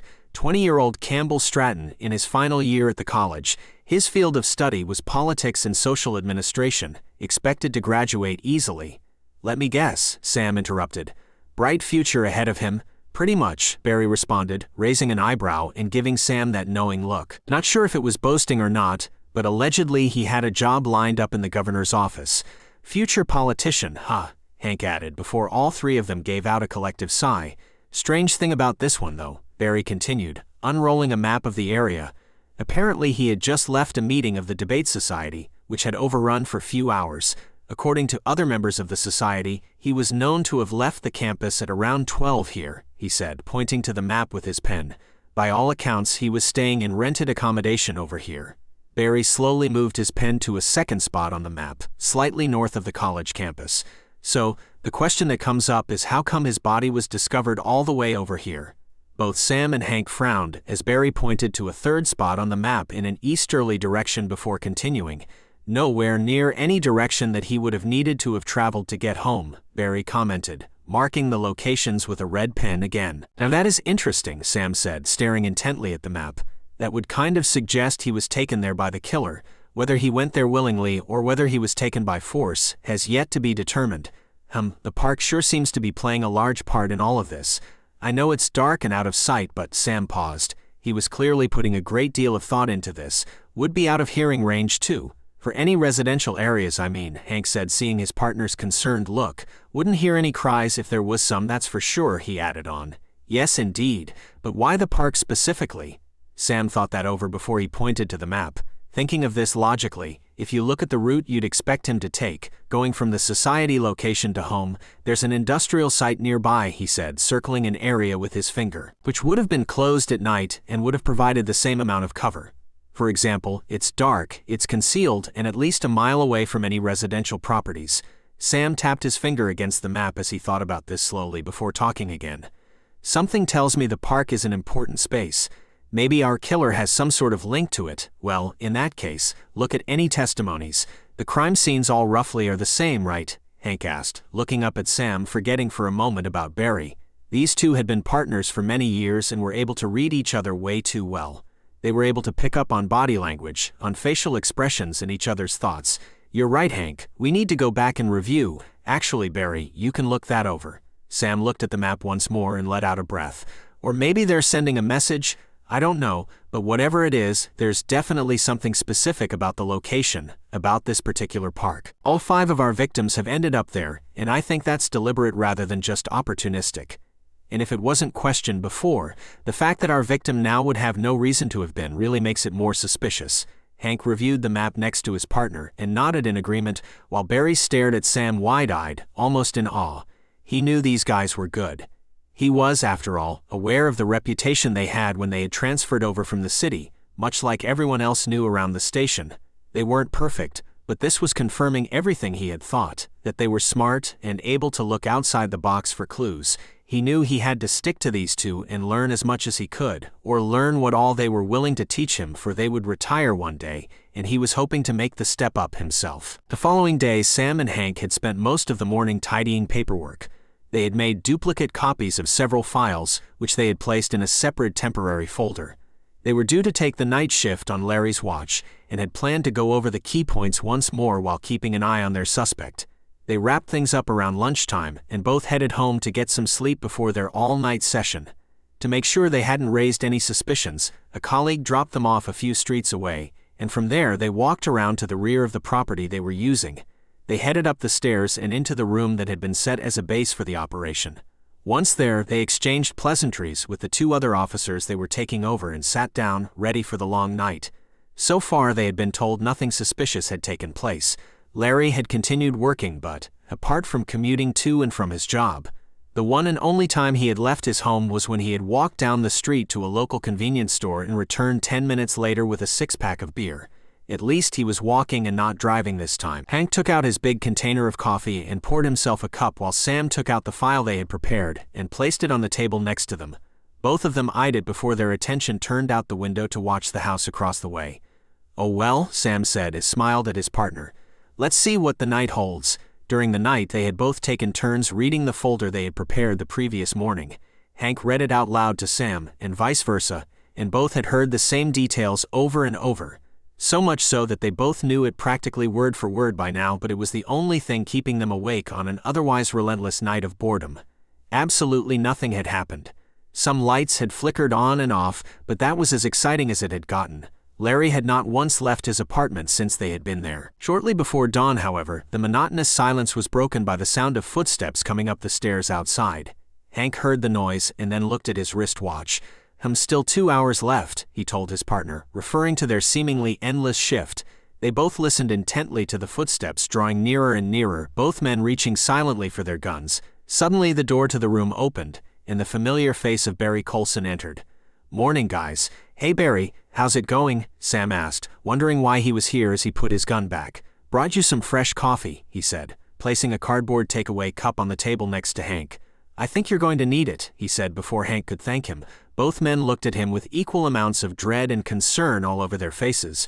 Why? Hank asked, taking a small sip of his coffee, grateful for Barry bringing it, but for the news they were about to get. I'm afraid we've picked up another body down at the park. But what? Sam said, making sure he had heard exactly what Barry had told them.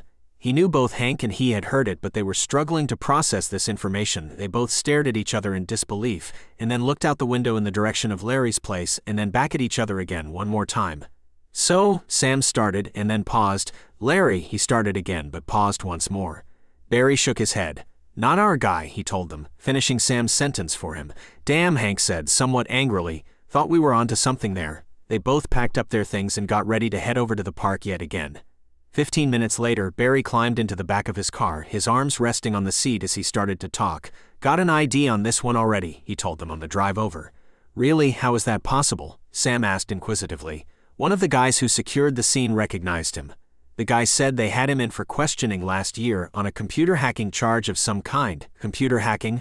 Wow, this guy fits the profile already, Sam chuckled, as he turned his gaze from Barry to out the window. Yet apparently the charge in question had nothing to do with him, but he made a big impression on our guys.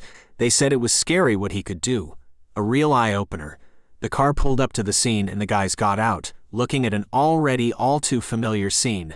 "I give you 20-year-old Landon Jamil," Barry announced, waving an open hand towards the victim. "Wow," said Hank. "Our killer is getting really angry." The scene before them was even more gruesome than the last one. The top of the victim's head had completely split open, almost as if half of his forehead was missing. Even the tree had taken significant damage, and sap could be seen weeping from it where the bark had been stripped away. "Maybe too angry," one of the forensics team told him, holding up an evidence bag with a small piece of blue rubber in it. Having overheard Hank's comment, "Looks like a part of a glove to me. Only a small piece, however, but it's still more than we have found so far. Hopefully we may be able to get something from it." Sam and Hank had seen enough. The previous night's shift had taken a lot out of them, so they decided to leave the forensics team to it. They had their numbers anyway, and would be sure to contact them if anything new had turned up. They weren't expecting anything, but as they got back into the car, they agreed to stay awake for an hour or so, just in case forensics did try to contact them. They headed back to the station in Barry's car to drop him off and grab their own so they could down to the hospital to see how Tanya Richards was doing. 45 minutes later, they entered the room and had a quick look around. Tanya was still comatose, and her mother was sitting at her bedside with her head resting on the mattress, clearly asleep. She had both of her hands clasping onto her daughter's left hand. The silence in the room was broken only by the bleeping of the heart monitor. "Oh, good morning, detectives," she said quietly while raising her head from her daughter's bedsheets. "I didn't realize we had visitors," she mumbled. "No problem at all, Mrs. Richards, you get your rest," Hank reassured her. "We just thought we would pop in and see if Tanya had made any progress." "Well," her mother said, bolting upright, "we had all kinds of excitement yesterday evening, didn't we?" she asked, looking towards Tanya but knowing there wouldn't be an answer. "Oh, how so?" Hank asked, giving her a smile. "Well, we were playing the CD the band had left for her, and one of the doctors noticed her hand had moved. He spoke to her and asked if she could hear him, and she muttered something. We couldn't make out what it was more of a muffled groan than actual speech, but it was definitely her." "Well, that is excellent news," Hank told her before walking around the bed and taking hold of her right hand. "You keep fighting, Tanya, you're doing brilliantly, and we're all here rooting for you," Hank whispered to Tanya. "Thank you, Detective," her mother said, watching the detective with a smile and unable to hide her excitement. "We'll leave you alone now," Sam said, moving towards the door. "We're delighted to hear she is making progress." Her mother returned the smile and nodded to him. They said their goodbyes and headed off home for some much-needed sleep, not sure what the following day may hold. "Oh, hey guys," Barry said, entering the room, a folder in his hand that he laid on their desk. "Not sure if this has anything to do with our case or not, but we've just had a call from the hospital. One of the doctors has been killed down there. Apparently his head had been pushed into a wall. Security said they have detained a female member of staff named Lee Pittman." "Lee Pittman?" Sam asked. "I know that name," he muttered, trying to recall it. "Yeah," Hank replied. "We interviewed her a while back. Was the last person to have been seen with the missing sedative," Hank reminded him. "Oh yeah, that's right," Sam nodded. "According to her, she claimed to have sold it to a mystery man in the parking lot. I had previously thought that may have been Larry, but," Sam said but trailed off. "Wasn't she attacked down by the river a few years ago or something like that?" asked Barry, his brows drawn together in thought as he tried to impress the two detectives. "I think you're right, yes. Good job remembering," Hank told him, smiling at the young junior detective. "Is anyone handling this yet?" "Not yet," Barry told him. "However, there are a couple uniformed officers on the way over, but otherwise still free." "Okay, might be something to nothing, but I'm intrigued," Hank told him. "Thanks for the shout." His partner was already grabbing his jacket when Hank turned to him saying, Let's get down there and see what we've got. An hour later, they arrived at the hospital to find Lee Pittman sitting in the back of a squad car along with a uniformed officer, while a second officer was speaking to a taller woman in scrubs, her hair pulled up in a ponytail. After glancing into the car, the two detectives approached them and the officer introduced her. "Good afternoon, detectives. This is Nurse Viola Connolly. She was the one who found the victim and alerted security." "Thank you, officer." Hank nodded to them before introducing himself and his partner, Detectives Johnson and Harvey. Hank said, pointing to each of them in turn. "So in your own words, can you tell us what happened, please?" "Sure," she replied. "I was looking after a patient when I heard a commotion outside in the corridor. I was struggling to concentrate on what I was doing, so I opened the door to see what was going on." "Good," Hank told her. "And what did you see?" he probed. Dr. Morrison was lying on the floor. The porter's assistant, Lee, was down on one knee and stooped over him. She saw me and stood up. When she did, I could see some blood on the wall, and there was quite a bit more on her right leg. I hit the panic button straight away and alerted security," she said, nodding her head as she wrapped up her story. "And how long was it before they arrived at the scene?" Sam asked, looking at her and then Lee. "A couple minutes, give or take. They were really quick." "Well done," Hank reassured her. "And how did Lee react when she saw you?" he followed up. "I'm not really sure. I saw her standing up and kinda panicked myself, so I ran straight back into the ward and called for help." "And then what happened?" Sam jumped in to ask. "A couple colleagues came over. They could see I was scared, and they sat me down and tried to calm me down a bit. By then, I could hear security arriving, and they were telling Lee to step away from the body." "She didn't make any attempt to follow you?" Hank inquired. "Thankfully not, no. Okay, thank you for your help. I think that's all we need, but if you remember anything else, please let us know," Hank said as he nodded to her, while Sam gave her a smile. Then the two detectives headed back over to the squad car where Lee was sitting. Sam told them to stay put as they were going over to examine the scene and would be back shortly. Sadly, when they walked over to the area, there wasn't really much to examine. In all reality, there was a patch of blood on the wall where the doctor's head had hit and another on the floor where he had fallen, they assumed. Actually scrubbed the second bit, Sam thought. There's too much blood there to be just a fall. His head must have been hit on the floor as well. And more than once by the looks of things, he still silently mused. Sam took a few photos for his own records and then said, "Okay, hand it over to forensics. We're done here. Now let's go and have a word with Miss Pittman." Sam and Hank both walked out the car and each opened one of the back doors to the squad car with the approval of the officer. "May we?" Hank asked, indicating for the uniformed officer got out of the vehicle. When he did, Sam and Hank then slid in, one sitting on each side of the young woman being held, their gazes locking over her head before they both glanced at her. "Okay, so tell us what happened," Sam gently told her. "That bastard got what was coming to him," she told him brazenly. Okay," he started, lifting a brow as he kept his eyes on her, her words catching him off guard for a moment. "Abuse, if not murder, is a big deal, so what makes you claim that?" The young woman looked down towards the floor before taking a deep breath. "Well," she said finally, 3.5 years ago that asshole raped me, and today he got his payback." Sam and Hank looked at each other and then back to the young woman, their expression the same. "You wouldn't be referring to that day down by the river by any chance?" Sam asked, his brow wrinkled in confusion. "Yeah, that's the one," she answered. Sam and Hank exchanged a look over her downcast head, their eyes holding their own silent conversation, and both of them just as confused. But it was Hank who addressed the next question, nailing her statement to the floor and bringing forth other things in question. "I thought you couldn't remember that." "Well, at first I didn't, but working here," she paused, clenching her hands, "and seeing him again," she trailed off, licking her lips before lifting her a bit. "It brought it all back," she finally finished. "So how many times did you hit his head?" Hank asked, looking at Sam from the corner of his eye. "Once against the wall, 2, maybe 3 times against the floor," she confessed. "I'm not really sure." She paused again as she took a deep breath and shrugged. "He reached up and grabbed my arm and well, I just kept hitting him until he let go." Her eyes remained in front, never glancing at the detectives. "Hitting him being?" Sam pushed her, the implication that hitting was more like banging. "Yeah, banging his head on the floor."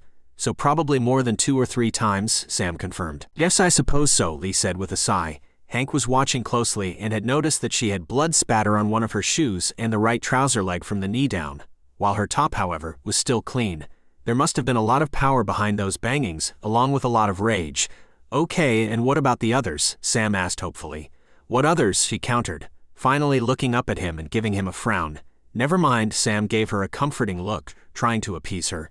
"I never meant to kill him, you know," she muttered softly to them, playing with her hands before giving a glancing look towards each of the detectives. "I just wanted to hurt him the way he hurt me." The slouch of her shoulders told them that she really only thought she was getting her revenge, wrong or right in her book. Although I can't say I'm sorry, he deserved it. Her voice was firm with that statement, but a small tear appeared in the corner of her eye. You know you're going to be charged? Hank asked. That no matter if you felt it was wrong or right, it's against the law. She nodded but didn't speak, her eyes moving once more down towards the floor. Okay, we'll speak to you a little later, Sam told her as they opened the door and exited the vehicle. Once they climbed out, the uniformed officer immediately got back in again. Over the roof of the squad car, they shared another look before they walked back to their car and climbed in. Sam and Hank headed straight back to the station and immediately handed in a request for a warrant to search the home of Lee Pittman. They were looking for anything that could link her to the case or to any of the victims, but more than anything, they were hoping to find the missing sedatives that had been used in each of the attacks. Her all of a sudden remembering wasn't a story they bought as easily as she wanted them to believe. She was a small woman, at least in stature anyway, probably 5 inches 2, maybe 5 inches 3, but no more than that. Probably weighed around 140 to 150 pounds.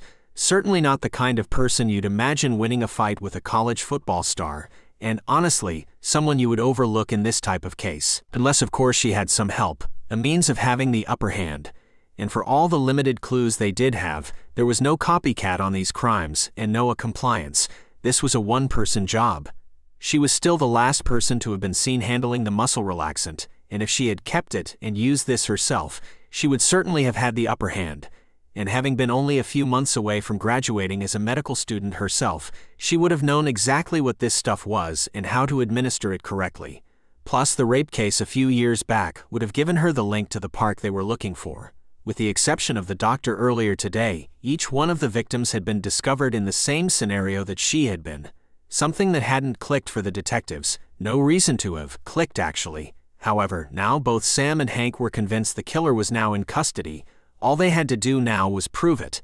And having that warrant, they were hoping, was what they would need to crack this case wide open. Later that day, they got told that the search warrant had been approved. Right away, Sam and Hank headed down to Lee's apartment and went through everything they could.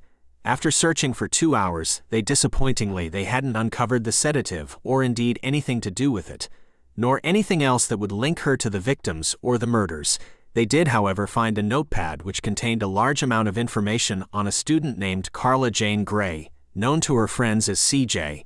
This had included details of her normal routine, her class schedule, the clubs that she was a member of, and when they got together, her hobbies, a list of friends she had in the area, when she did certain types of things to leave the house, and several other personal details, all of which was questionable for Lee to have. CJ was studying art and textiles and would most certainly have fitted the profile the killer had been using, at least according to the notes anyway. CJ was another straight-A student who had been listed with the skills to be a future fashion designer, another high-end paying job. None of this would hold up in court, of course, or on its own anyway. However, the clues didn't always need to be big or precise to help them, just enough for them to be led in the right direction and started building a case.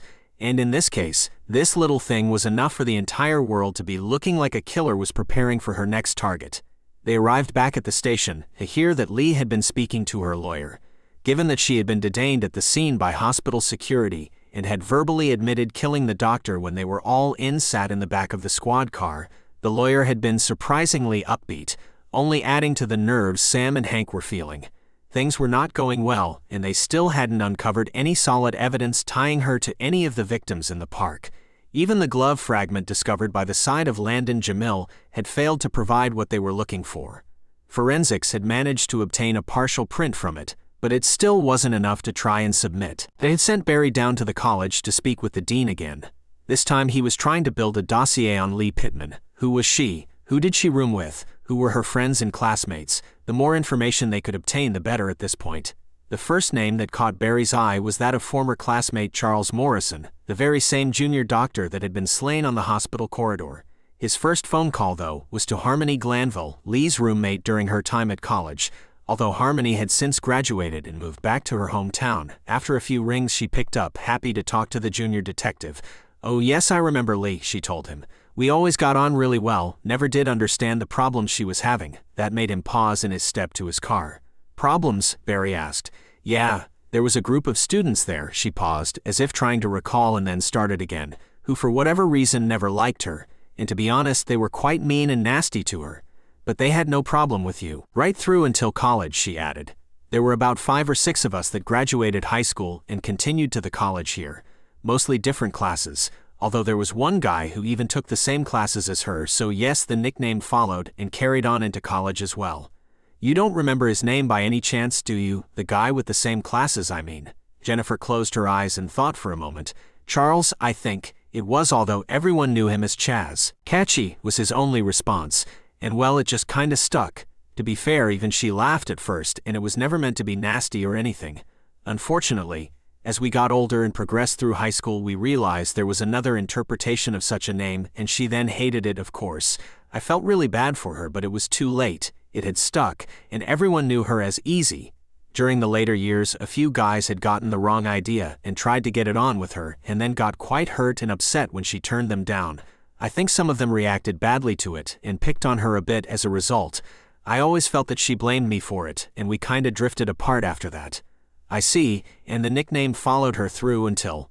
Barry trailed off, hoping Jennifer would carry on and finish that sentence for him. My family moved here when I was about 11, so sometime in middle school, the teachers put us together and she was told to show me around the place and help me to fit in. We soon become friends after that. Barry gave her a smile and encouraged her to continue. And you remained friends throughout all of that time? Yes, and into high school, but we kinda drifted apart then. Oh, that's a shame. What happened? Well, she was just brilliant at pretty much everything, real smart.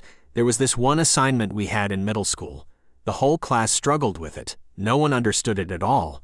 Of course, Lee aced it as usual. She even said herself she found it quite easy. There were a few of us chatting afterwards and laughing and joking about how easy she found things and how she was continuously getting A's, seemingly quite easily in fact. Someone, and I can't remember who, but it certainly wasn't me, put the two together and nicknamed her Easy Lee as in easily. Barry nodded, showing that he had understood the reference, and Jennifer continued her story. The young woman appeared to be shocked and maybe even slightly shaken as to why there was a police detective knocking on her front door. She swallowed hard but offered a very tentative smile as she invited him in and led him to the living room. He glanced around, noticing it was every bit as impressive as the front garden. Both were impeccably clean and decorated to a very high standard. Lee Pittman, she repeated, after Barry had briefly explained the reason for his visit. Well, I haven't spoken to her in years. I do hope she's not in any trouble. I'm afraid I can't go into any specific details regarding the case, Barry explained. Only that we need to collect some information regarding Lee and her personal life. I understand. Of course, I'll be happy to help in any way I can, Jennifer reaffirmed. Barry sat back in the rather luscious sofa, making himself comfortable before beginning the interview. When did you first meet Lee? Middle school, a local girl then, but no idea what happened. No, I can't recall. And yes, that's right. Lee had moved to accommodations on the campus, but the other girl had stayed at home with her parents and commuted in each day. The conversation continued for another 20 minutes, and Harmony had eventually remembered the name Jen or Jenny, but apart from that, nothing else of use had been mentioned. Barry continued working his way through the list of names he had been given by either the college dean or by Lee's former professors and lecturers, all of who he had also spoken to. Finally, around 3 or 4 phone calls later, and he had managed to piece together the local girl's name, Jennifer Summers. So, with a quick background check, and he was on his way around to see her. 35 minutes later, he pulled up to the house, and he couldn't help but admire the perfectly kept front garden as Barry made his way up the driveway towards Jennifer's home. She must have seen him coming, because by the time he had reached the 4 steps leading to the main entrance, the door was already beginning to open. No, they were fine with me. As far as I know, they were okay with pretty much everyone, really. It was just Lee they didn't get along with. His brow crinkled in confusion. Most times, a group of people didn't along with many others, not just one person. Why was Lee singled out? Do you remember any names at all? He asked. A couple. There was one guy called Charles who was in a few of Leah's classes. I never really liked him much. That name again, Barry thought to himself. Not that there was much he could do about it. He was currently lying on a cold slab in the morgue. You never liked him, Barry pressed. No, well, I was friends with Lee and I didn't like the way he treated her, but there was just something about him that I didn't like. Yeah, I know what you mean, Barry reassured her. So any more? He asked, and heard her tapping something against the counter as she tried to recall.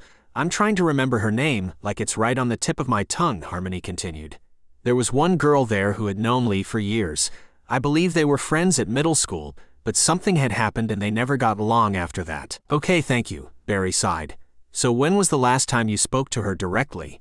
Probably high school, she said, thinking hard and finally offering a small shrug. By the time we were at college, we hadn't really fallen out as such, but we weren't really friends anymore either. And we were taking completely different classes, so I never really saw her. Now you said there were 5 or 6 from high school who went to the college here. Would you know any of the other names by chance? She nodded and reeled off a few more names which Barry noted in his notepad before thanking Jennifer for her help and making his way back to the station.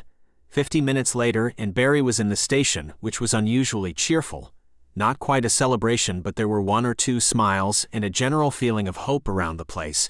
Barry overheard that while Lee was in custody, the forensic department had examined the shoes Lee had been wearing and discovered that they were a perfect match to the print they had found at the scene of Catherine D. Namio's murder. A loud shriek of "Rot in hell, bitch" from the public gallery where the families of the victims were located could clearly be heard across the entire court, as the bailiffs held her hands behind her back and placed the handcuffs around her wrists.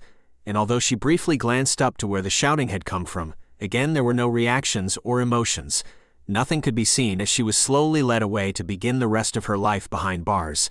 Sam and Hank watched on before they turned and walked out of the building and headed back to the station to bid a stamp that read, "Closed on the Resmar Murders." Sam returned to the station and typed everything up. The following day, Lee signed a full written confession, avoiding the need for any further trials. All that was left was to add the new crimes to her charge sheet and increase her sentence accordingly. 2 weeks later, the judge began the sentencing hearing by repeating a summary of the brutality and violence involved during the attacks, stating that the severity shown, along with a complete lack of remorse, had warranted only the most serious punishment available. Although technically the death penalty was still legal in this state, no one had been given such a ruling in over a decade, and not one person in the courtroom had even considered this a possibility. Therefore, no one would have been surprised when a sentence of life without the possibility of parole had been passed. Lee had, as always, remained unmoved throughout, showing no emotions on her face at all. After all, she had considered that her own life had realistically ended on that day down by the river, where her own bright future had been so cruelly taken away from her. And sadly, you see, flirting didn't seem to have any effect on him. In the end, I went to a debate society meeting that he was a part of. Oh, what a night that was, she said, rolling her eyes and mimicking a yawning action. That seemed to go on forever. I think I deserved a bit of fun after that. I caught up with him afterwards and asked him about a couple of points he had raised, and that did the trick. He was full of it. Things were similar to Tania's one after that. I offered him a ride home so he could tell me more about it, and I injected him in the car. And then Landon, like I said, very easy. Just flirt with him a bit, get him alone, and then give him the needle while putting my arms around him, nothing to it. Okay, well, I guess that's that then, Sam said, before formally charging Lee with 5 counts of murder and 1 count of attempted murder. Lee looked startled when the 1 count of attempted murder was brought up, but she never questioned it, and Sam wasn't about to offer any more information than he needed to. However, Sam did figure that Lee was bright enough to figure it out at some point, no matter how good she was at. So yes, that detective was my mission. I wanted to hit 4 guys and 2 girls. Once I'd done that, I could turn my attention to him. Charles Morrison, Sam asked. Yes, she nodded. He was always going to the final one. So if you had gotten away with it, what you would have done then? Sam asked curiously. I don't really know, she told him, shrugging her shoulders. I hadn't really thought that far ahead. My focus has been on completing the mission. After that, who knows, maybe I'd move away and start a new life somewhere. Doesn't matter now anyway, does it? I guess not, Sam replied. So, following on from Tanya then, he asked, keen to get things wrapped up. After Tanya, I needed 2 guys, Campbell and Landon. Campbell was a real challenge, actually. See, most guys were real easy. You just flirt with them a little and they would come running, so to speak. Landon fell into that category, took little to no effort at all, to be honest. She paused again before going on. Campbell, though, was different. Those that were already swimming grabbed me and tore my underwear off. It was terrifying. I thought I was going to drown. The ones that were left on the grass took the rest of my clothes and hid them, and then they all dragged me back out of the river naked.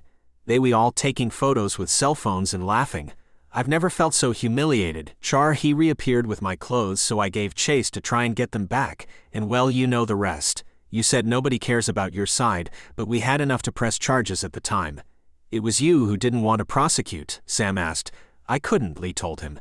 Charles was blackmailing me. He told me that if anyone had found out what happened that day, he and his friends would upload the photos they had taken to a porn website and then post links to everyone in the college. Sam closed his eyes and sighed. A part of him felt for her then.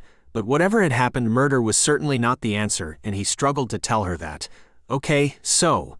But he didn't say the rest. He didn't need to because she cut him off, her arms crossed and her face rendering nothing yet again. Oh, you haven't figured that one out yet then, she responded, allowing herself a little snigger. Nobody really cares about my side of things, just only about that day when I was attacked from him, she said, referring to Charles Morrison, but still seemingly unable to even speak his name. There were 6 others involved, 4 guys, 2 girls. There were a few of them skinny dipping in the river and they were trying to get me to join in. I had refused, but they weren't taking no for an answer. She paused and took a breath, and it was clear by her face just how horrible those memories were for her. And then, Sam asked quietly, I tried to get up and leave, but they didn't like that either. I felt very threatened and intimidated, so I stripped down to my underwear and jumped in. She was down at the hospital poking her nose around. I was transporting a patient around when I overheard her asking questions about it.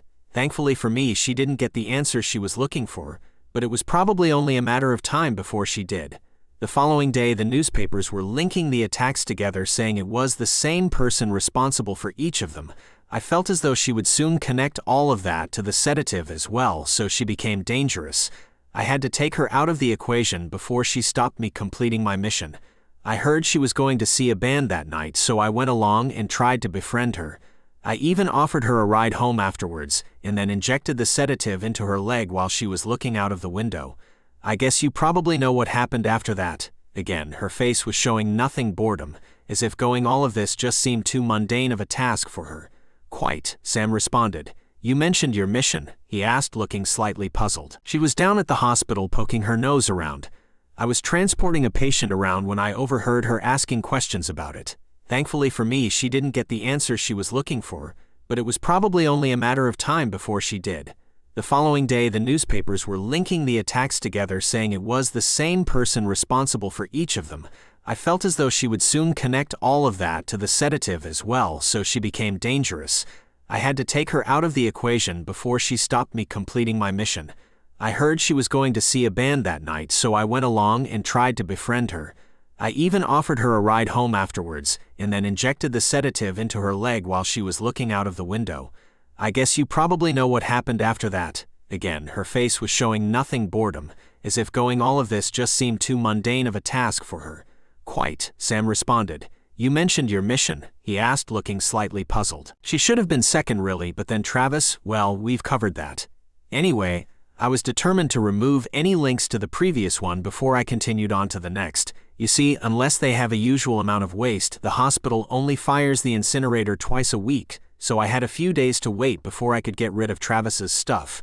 By the time I had done that, CJ had gone away. She was in Europe working for some fashion show. Apparently, she had already done some freelance work for one of the major fashion labels, and they wanted to meet her, so they paid for her to fly over and then put her up for a week or so. Sounded like an audition for a permanent role to me. Anyway, I had already collected quite a bit of information about Catherine, who I was planning for number 4, so it kind of made sense to do her first and wait for CJ to get back. I see, Sam said with a slight frown. But then CJ was never number 4 either, he asked. No, that was born out of necessity really, Lee told him. Tanya must have had some serious journalism skills. I asked him to show me what he had for me, and he took his pants off there and then. Lee smiled at that, almost but not quite, raising a laugh. At least with David, the first had to flirt with him, make him think he was getting something, but Travis pretty much did half the job for me. She chuckled, but the laugh was humorless. I had the syringe in my pocket, so I grabbed it, then I put my arms around his shoulders and injected him in the back of the neck. Sam just nodded, the scene playing out in his mind, and then cleared his throat. So number 3 then, Catherine. I'm guessing that was the one you had intended before Travis had... Sam paused for a moment, not really sure how to finish that sentence. Actually, no, Lee told him. I had originally targeted a girl named CJ. Sam's mind turned to the notepad they had found at Lee's apartment, but he decided to keep that information to himself for the time being, allowing Lee to continue.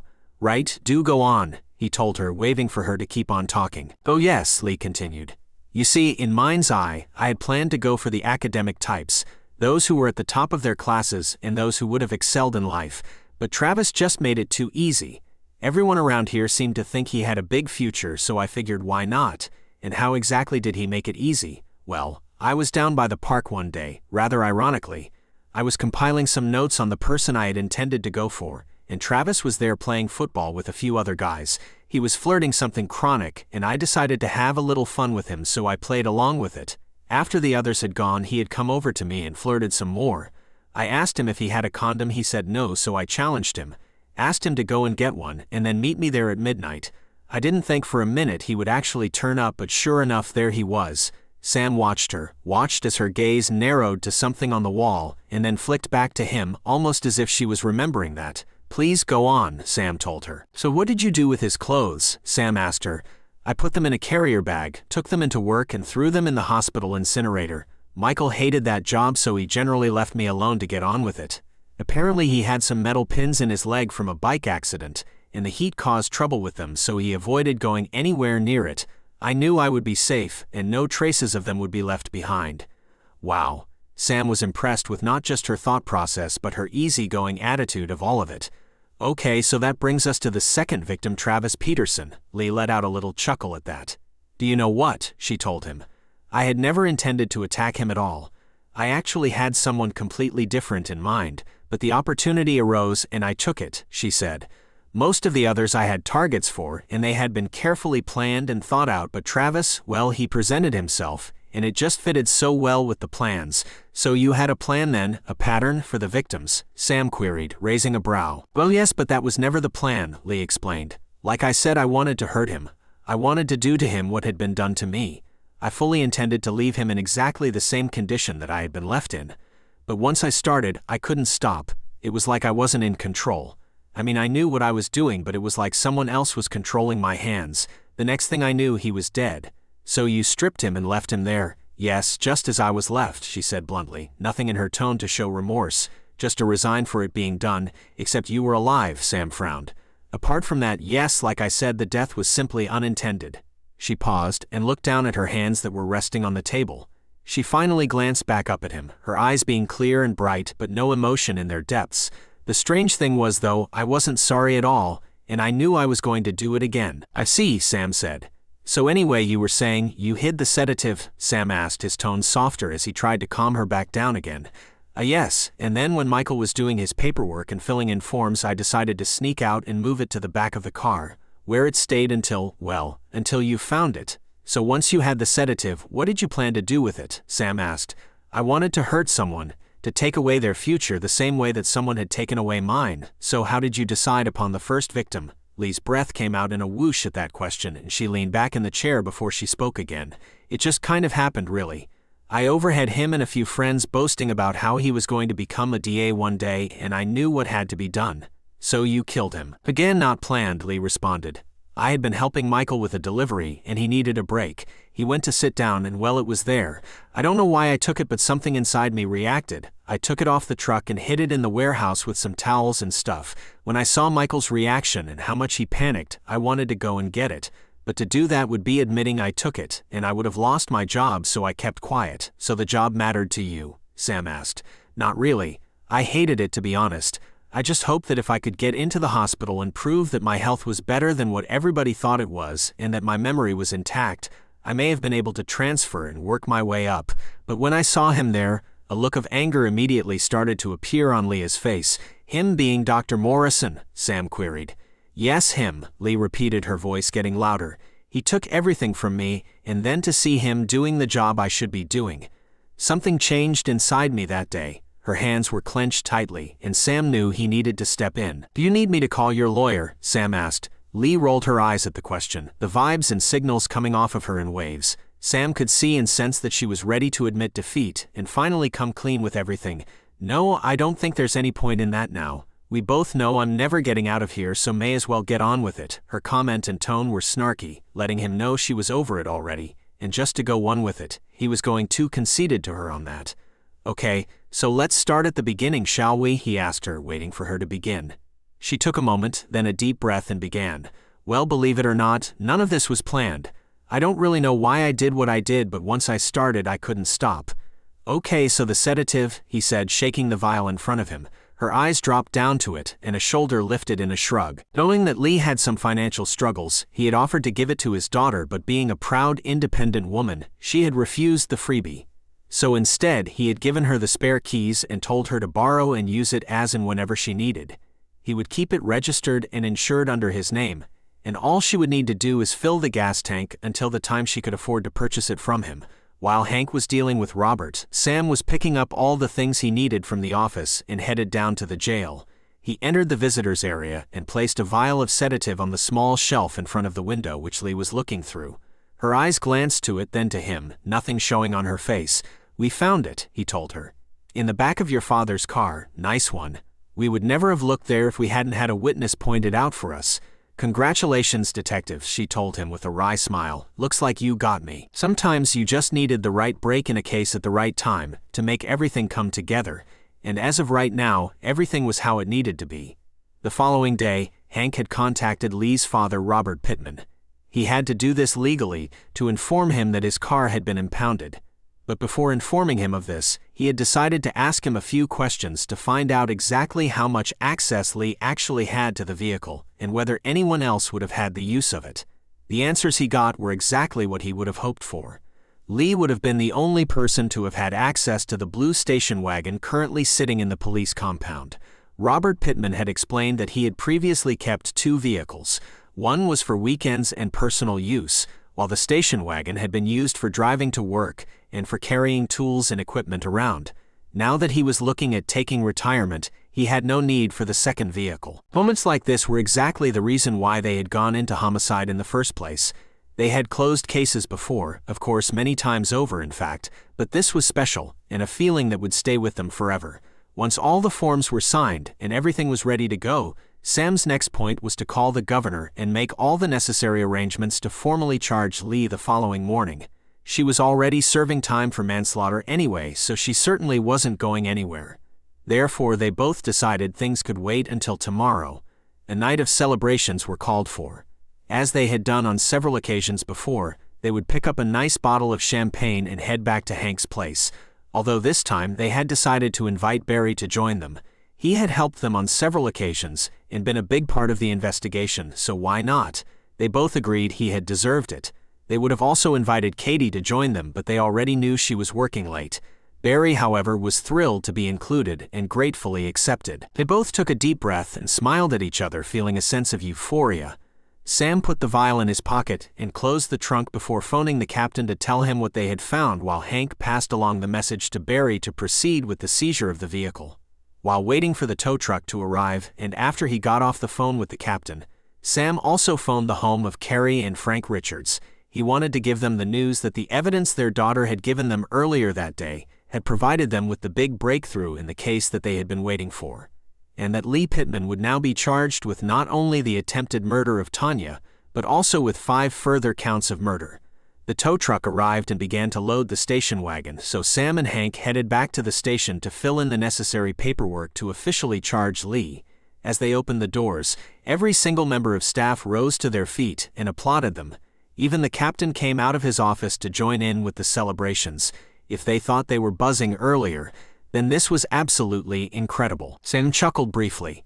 "Okay, let's seize the vehicle. Barry, can you raise the paperwork for that, but hold on to it for a moment? I'll get the captain to order a release of the keys from Lee's personal belongings. Then Hank and I will take a quick look around the vehicle before we bring it in." "I'm on it," Barry said, smiling to himself. After a short visit to the jail to collect the keys, the 2 detectives pulled up to the location of the vehicle registered to Lee's father. At first they thought it had been moved, but thankfully it was still there. The view had just been obscured by a delivery van. They wandered around the outside of the car, looking at the bodywork for anything suspicious, although they weren't expecting to find anything but had to check anyway, and indeed nothing unusual had been spotted. Sam inserted the keys into the door, unlocking and opening it on the first attempt, proof, if needed, that Lee had access to this particular vehicle. Neither of them got into the vehicle. "Sure do, sir." Barry gave him a knowing smile. "Okay, well, the first one you gave me," he said, repeating the registration number. "No luck with that one. It was registered to 48-year-old Nick Kurgos, who is a factory worker that lives on the same street. The second one, however, Barry said, once again confirming the registration details, is registered to a 59-year-old named Robert Pittman. Pittman, they both muttered almost in unison. Any relation? Barry interrupted, finishing the question for them. Knew you'd ask me that, so I've already checked into it. And yes, Robert Pittman is in fact the father of our one and only Lee. Hank nodded his head in appreciation. Well done, bud, and good work, he told him before leaning in towards the junior detective. I hope she loves the flowers, he added quietly, although both Sam and Barry could hear him very clearly. The guys got back to the station and immediately headed straight for Barry's desk. Barry was on the phone when they arrived, and the smile on his face told them that this conversation would have nothing to do with vehicle registration plates. Let me guess, Katie? Hank asked with a slightly stern look as Barry hung up the phone. Not directly, no, Barry told him. She's covering for a colleague and working late tonight, which she's not really a great fan of. So I thought I'd be the nice guy and arrange for some flowers to be delivered to her workplace just after she starts her shift. Give her something to smile about, you know. Young love, huh? Sam said to his partner, who just closed his eyes and shook his head slightly. Well, as long as you have something for us to smile about as well, Hank responded. By the time they had returned to their own car, they had spotted 2 blue station wagons and had recorded the registration number of each, and then they both got on the phone. Sam contacted Barry to ask him to check out each of the vehicles they had found, while Hank had phoned the jail to check if there were any keys present amongst the personal possessions surrendered when Lee had been inducted. Sounds promising, Hank told his partner. Spoke to a guy named Jake, said they were a bunch keys amongst Lee's possessions, and even claimed that one of them appeared to be a car key. Great news, Sam responded. Barry's checking the number plates now. We should have some details by the time we get back. They both shared a little smile, and Sam fired up the engine to head back to the station. Once that's confirmed, we can get the car and have it dusted for prints, and unless she's cleaned it from top to bottom every time, we might find some print from one of our victims. Listen to me, he told her, looking straight into her eyes. You are an absolute superstar, you hear me? You have been absolutely fantastic, and I can't thank you enough. Tanya was beaming at this, her mother, who, bursting with pride, even had to wipe a tear from her eyes. Hank got up and leaned towards Tanya. He's right, you know, he added. You've been amazing, now you take care and we'll see you soon. Sam and Hank both thanked her parents for their help. We weren't just saying that either, Sam assured them both. Tanya really has been a great help. They then shook hands once more and made their way back to the car. Right then, let's see what we can find out about this station wagon, shall we? Hank said as the car pulled away. A few minutes later, they parked up at one end of the street in which Lee Pittman had resided. They both got out of the car and walked down one side of the street, crossed over, then returned back down the other side, keeping a close eye on each and every vehicle. Tanya shook her head, the confusion clear on her face. No, not stab. The frustration was evident in her tone as she tried reaching for her tablet. Her mother passed her the device, and Tanya started typing before handing it back her mother, who then passed it straight to Sam. Gave medicine in leg, she had written. The spelling was off, but the meaning was clear as day to the detectives. She gave you medicine, like an injection, a shot, like the doctors do with a syringe and a needle, Sam asked, trying to do his best impression of a shot. Tanya jumped up and down in her wheelchair, nodding rather excitedly. And then after that your body didn't work, am I right? Hank asked her. Tanya continued her excitement, confirming what they were after. Okay, well, there's no need to put her through any unnecessary distress. I think we know the rest, Sam said before getting up from the sofa and kneeling down in front of Tanya, placing one hand either side of her chair. She offered you a ride home, Hank asked, to which Tanya nodded.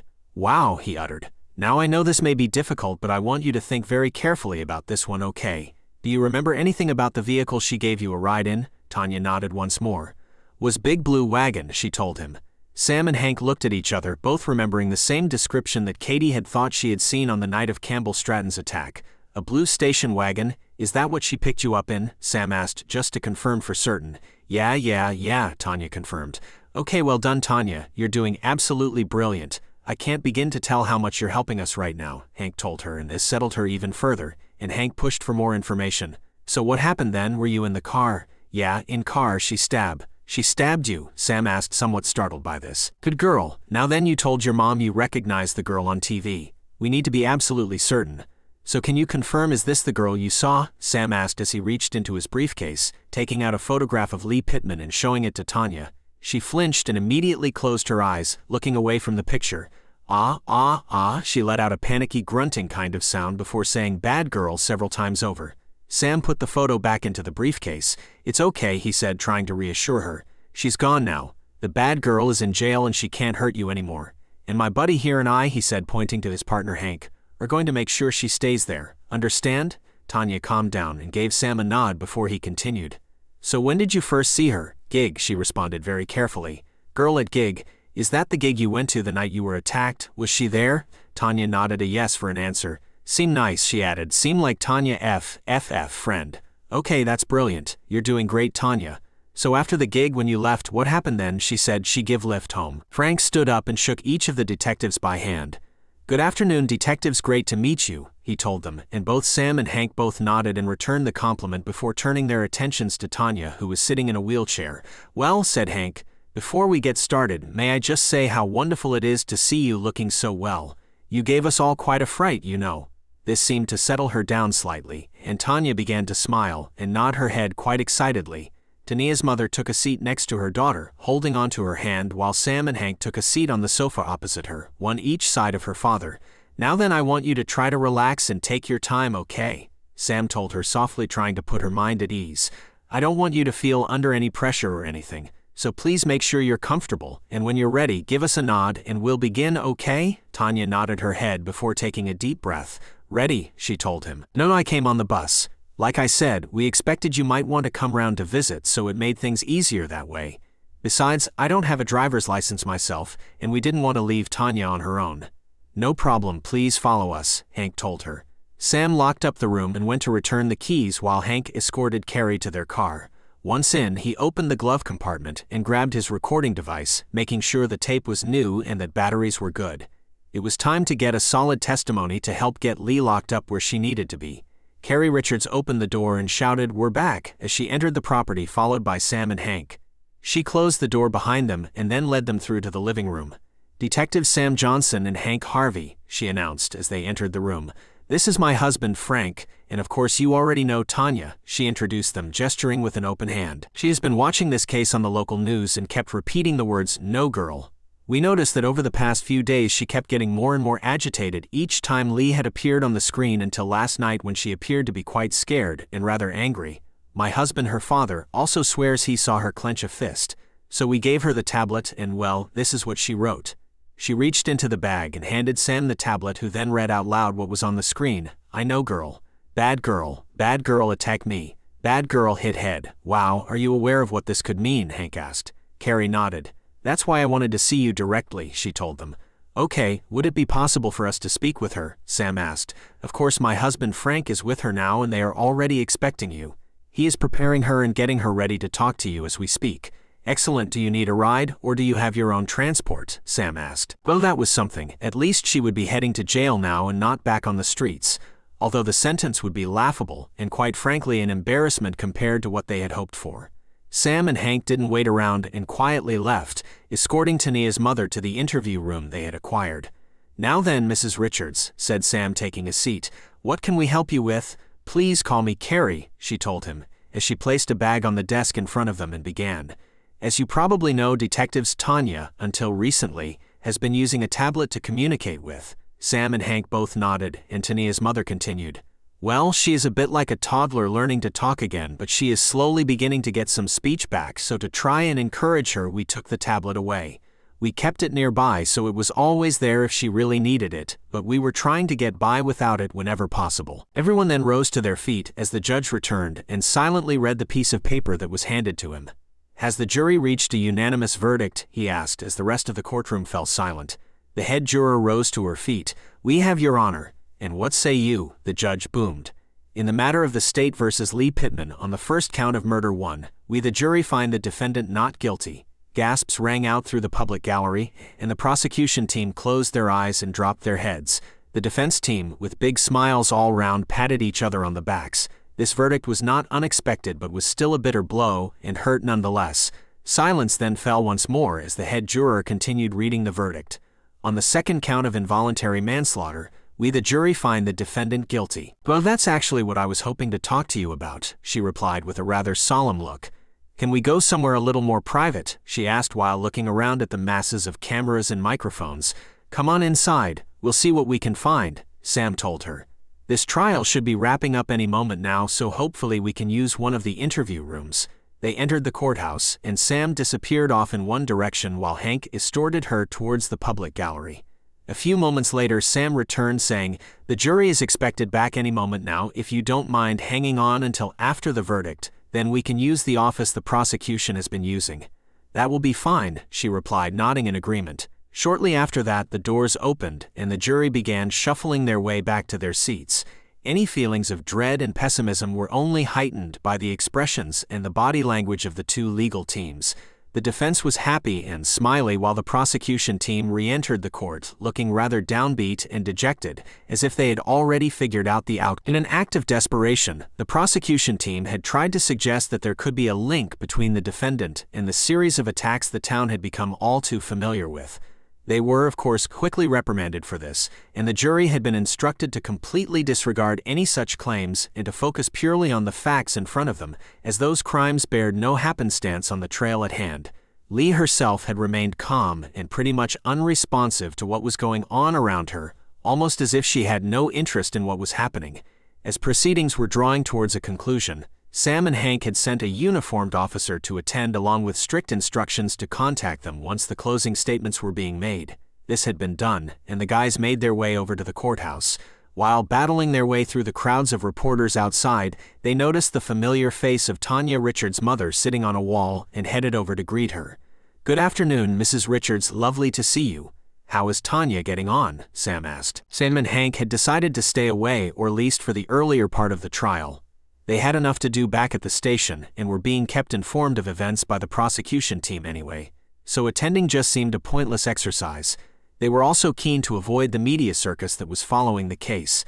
The media themselves seemed just as determined to link Lee Pittman to the killings down by the park as the cops were, even though that had no bearing on this trial.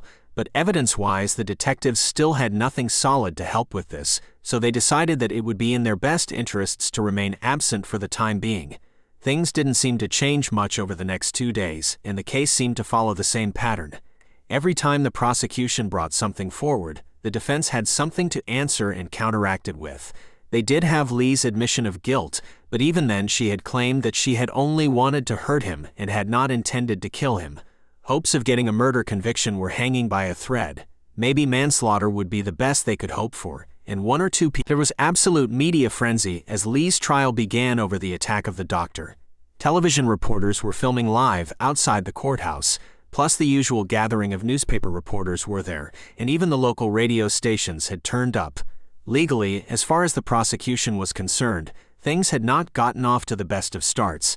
Her defense attorney had clearly gone for the emotional side of things to try and get the jury on their side, and was doing a rather good job. There had been several tears evident as he recounted the day down by the river where she had been attacked herself, and citing that the doctor was at fault. They also had the testament from the neurologist to come, stating that the injuries she had suffered would have not have only impaired her judgments, but would have also reduced her capacity to control her own actions. While she was responsible for the attack on the doctor, this new twist on the story would have reduced the charges from murder down to that of manslaughter, which would of course carry a much lighter sentence than murder in the first degree. They both paused briefly, gazing into each other's eyes before he slowly pulled her back up to her feet. As he did so, Katie wrapped her arms around his neck, pulling herself towards him until their lips met in a passionate embrace. They both felt the magic and shared one more kiss before they pulled apart, both of their foreheads resting on each other. They shared gazes again, while Barry gently stroked her cheek with the tip of his thumb. "I don't normally do this, but would you like to come in?" Katie asked hesitantly. "Yes, that would be wonderful, thank you," Barry answered, smiling while still maintaining eye contact, his heart in his throat. It had been a while for either of them, and yet they knew it would be just magically. Katie turned her back to him and took his hand as she led him into her house again, and back to the part he hadn't seen before, her bedroom. He watched as the blush traveled from her cheeks down her neck and over the top of her dress, and his mouth went dry. It would be even more beautiful ending to their night. The following morning, Barry woke up the buzz of his cell phone in his pocket. He reached over for it, seeing a picture of the courthouse. Katie had decided to walk back home, and she gratefully accepted Barry's offer to see her home safely. And once the dancing was done and their feet were sore from twirling around the floor, the two of them left the restaurant and headed off together. "Well, you already told me you had a good day. I hope the evening topped it off adequately," Katie asked playfully. Oh, without question, wonderful food, even better company, Barry told her. Katie took a step to her left, moving in closer to Barry, who responded by putting his arm around her shoulders. A few short steps later, she returned the compliment by wrapping her arm around his waist and tilting her head to one side, allowing it to rest on the shoulder of her date. As they arrived back at Katie's home, she spun around in a kind of dance move, attempting to end face-to-face with Barry. Unfortunately, she somehow got her feet tangled up, tripping herself. Barry's quick reactions were well up to the challenge, though, and he caught her in both arms safely before hitting the ground. He fought to keep the negative thoughts rolling through his mind about how he thought she could do better and just focused on her. He wanted to enjoy all that tonight had brought, and as he heard the music from another part of the place, he smiled at her. Maybe we eat and talk some more, you'd honor me with a dance? Her blush and the quick glance downward told him everything he needed to know, that she wanted that as badly as he did, and he couldn't but find her even more attractive with that red staining her cheeks. I'd love that. I always want to dance when I do come, but no one ever asks. I find that to be such a shame, he told her, and it was the absolute truth. No one was as stunning as she was, he thought. So to not ask her to dance was a major crime in his book. The rest of the date continued in very much the same way. The two of them really seemed to hit it off, and while the restaurant was nearby, and with it being such a nice evening, Barry gave out a little chuckle. I feel I should apologize, he told her. When I suggested this place, I thought it would be handy being so close by, but I didn't realize you were a regular here. Oh no, not at all, Katie reassured him. It's absolutely fine, really. If I thought it would be uncomfortable, I would have suggested somewhere else. Besides, I love it here. And anyway, don't you guys always tell women to meet strange men in familiar surroundings? Barry proper belly laughed at that one. Touché, he replied. Very good, giving her a nod. She responded by giving him the sweetest of smiles, although there was a real hint of devilishness about it too. He already had the feeling there was something very special about this woman, and felt like he needed to pinch himself being at the same table. Barry looked over the menu before finding what he wanted, and then his gaze landed right back on the woman sitting across the table from him. I kind of feel the luck is on my side, but I'll certainly take that, Barry told her as she sat down. He walked around the table, taking a seat opposite her. So how was the rest of your day? He asked her, trying to get the conversation going. Really good, she answered. It was my day off from work, which is always nice, but then the cutest detective came round to ask me some questions about a case he is working on. Barry couldn't help but laugh. And yours? She asked. Excellent, he told her. Went to visit a potential witness earlier. Turned out to be the most beautiful woman I've ever met. Oh, really? Katie said, trying to hide her delight, and the blush that stained her cheeks, although not really doing a great job on that one. Was she very helpful? She asked. Very much so, actually. Not only did she help with the case, but she was the perfect host as well. Best interview I've ever had, really. Now they were both laughing together. Katie handed Barry a menu. Well, I already know what I'm having, so have a look through that and see what sounds good to you. Katie's smile widened even further as she gave him a twirl. Why, thank you very much. You're looking rather delectable yourself, she responded. Without having said a word, the barman placed a glass of white wine on the bar where Barry was standing. Evening, Katie, he said. Everything well, I trust? Fantastic, thank you, Malcolm, Katie responded. Told you I knew it well, she told Barry, giving him a wink. Barry reached into his jacket for his wallet. No, please, it's fine, Katie told him, putting her hand on his arm, preventing him from withdrawing out the money. But thank you anyway, no problem. They both shared a smile with each other as they made and held eye contact for a brief moment. Shall we go and sit down? Barry asked. Sure, Katie responded, and led them both over to an empty table, placing the drinks onto the coasters. May I? Barry asked her, sliding a chair out from under the table. Oh, a gentleman, huh? Katie smiled. Well, aren't I the lucky one? And to remind you that I do need your ass in here early tomorrow. We need all hands on deck ready to roll for this trial. I promise, sir, Barry told him, checking his watch to make sure he still had time.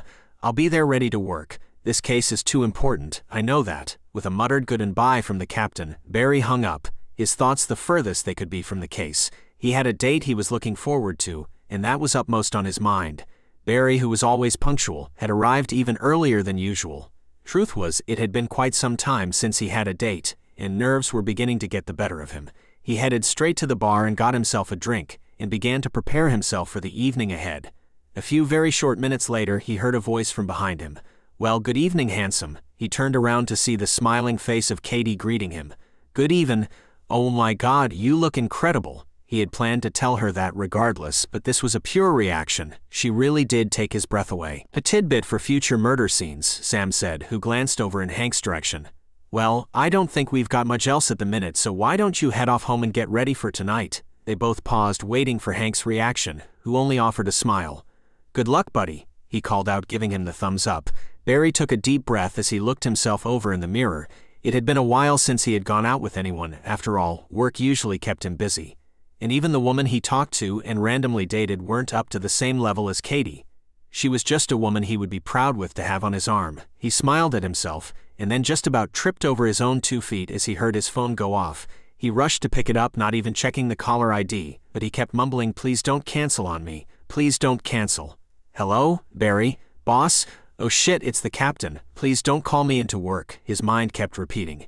"Yeah, Sam and Hank told me about the date, wanted to wish you good luck." Barry let out a whoosh of air. "Thank you, sir. Not quite as good, I'm afraid." She couldn't be certain, but thinks it was a bluishy color and suspects it was a station wagon, but again not completely certain.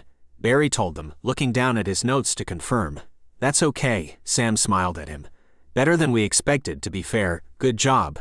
And with a positive idea that helps us."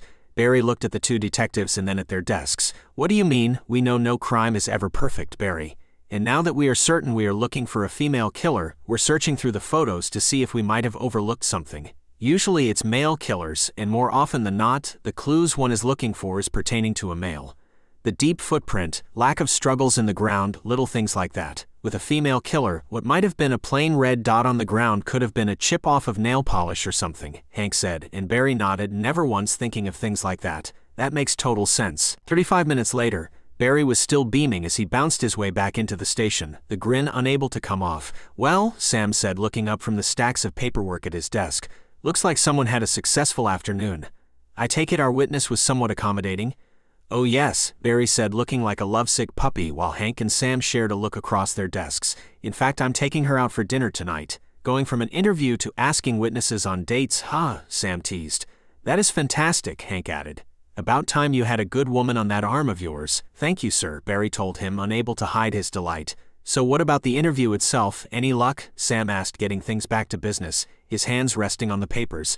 "Kind of," Barry told him. "She was absolutely certain it was Lee she saw, and she did provide a possible ID on Campbell." "That's amazing news, a jump start we needed," Sam chirped up. "And the car," he pushed. "Want me to go through the photos, see if there is anything that can be caught? Maybe smaller detail that we overlooked? Again, knowing we're after a female now."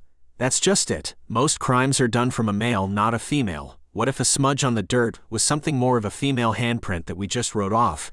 "Aw shit, Sam, I'll meet you back at my desk with the photos, and hopefully Barry will come soon with some good news."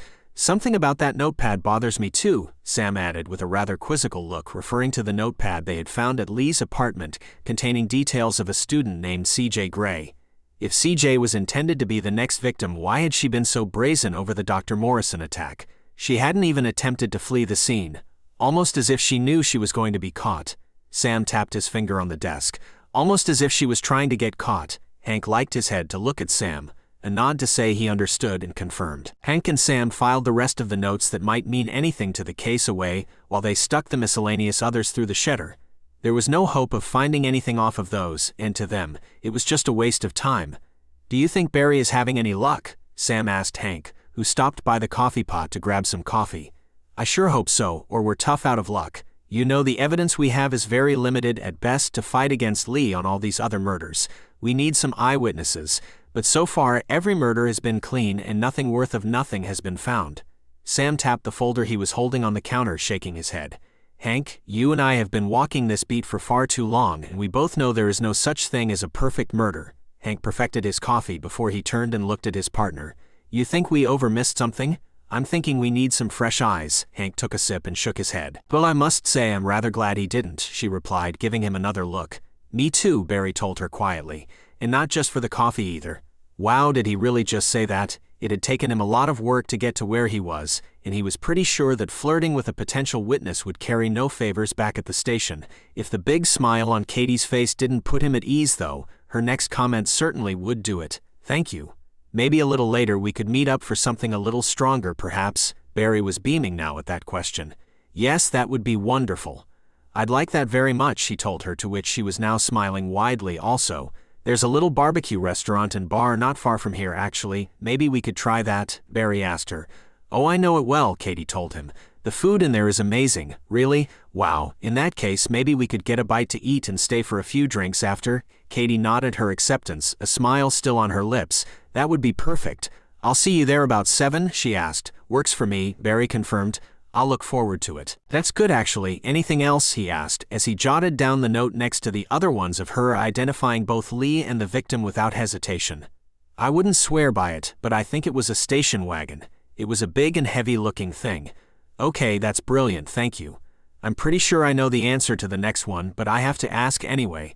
I'm guessing you didn't get a registration number? No, I'm afraid not, Katie told him, shaking her head as her lips pulled down into a small frown. No problem. You've been a great help. Now then, this coffee, I must say it's rather good. Yes, I agree, she nodded. I'll definitely get some more of this, I think. Probably wait until I get some from the stores though. A little cheaper that way. Work is handy, but you do pay a little extra. Barry laughed at that. You know, one of the senior detectives down at the station is a bit of a coffee fiend. He'd probably be quite jealous if he knew I was having something this delicious. He'll wish he came himself when I tell him. Barry began to laugh, but Katie looked at him with a rather cheeky smile. Now, she responded, waving her finger at him like a naughty child. If I am to address you as Barry, then please call me Katie. None of this ma'am crap makes me feel old and I don't like it. The smile she threw his way to take the sting out of her words had his heart tumbling even faster. I do apologize, Katie, he said, emphasizing her name just as she had done for him earlier, to which they both gave out a little giggle.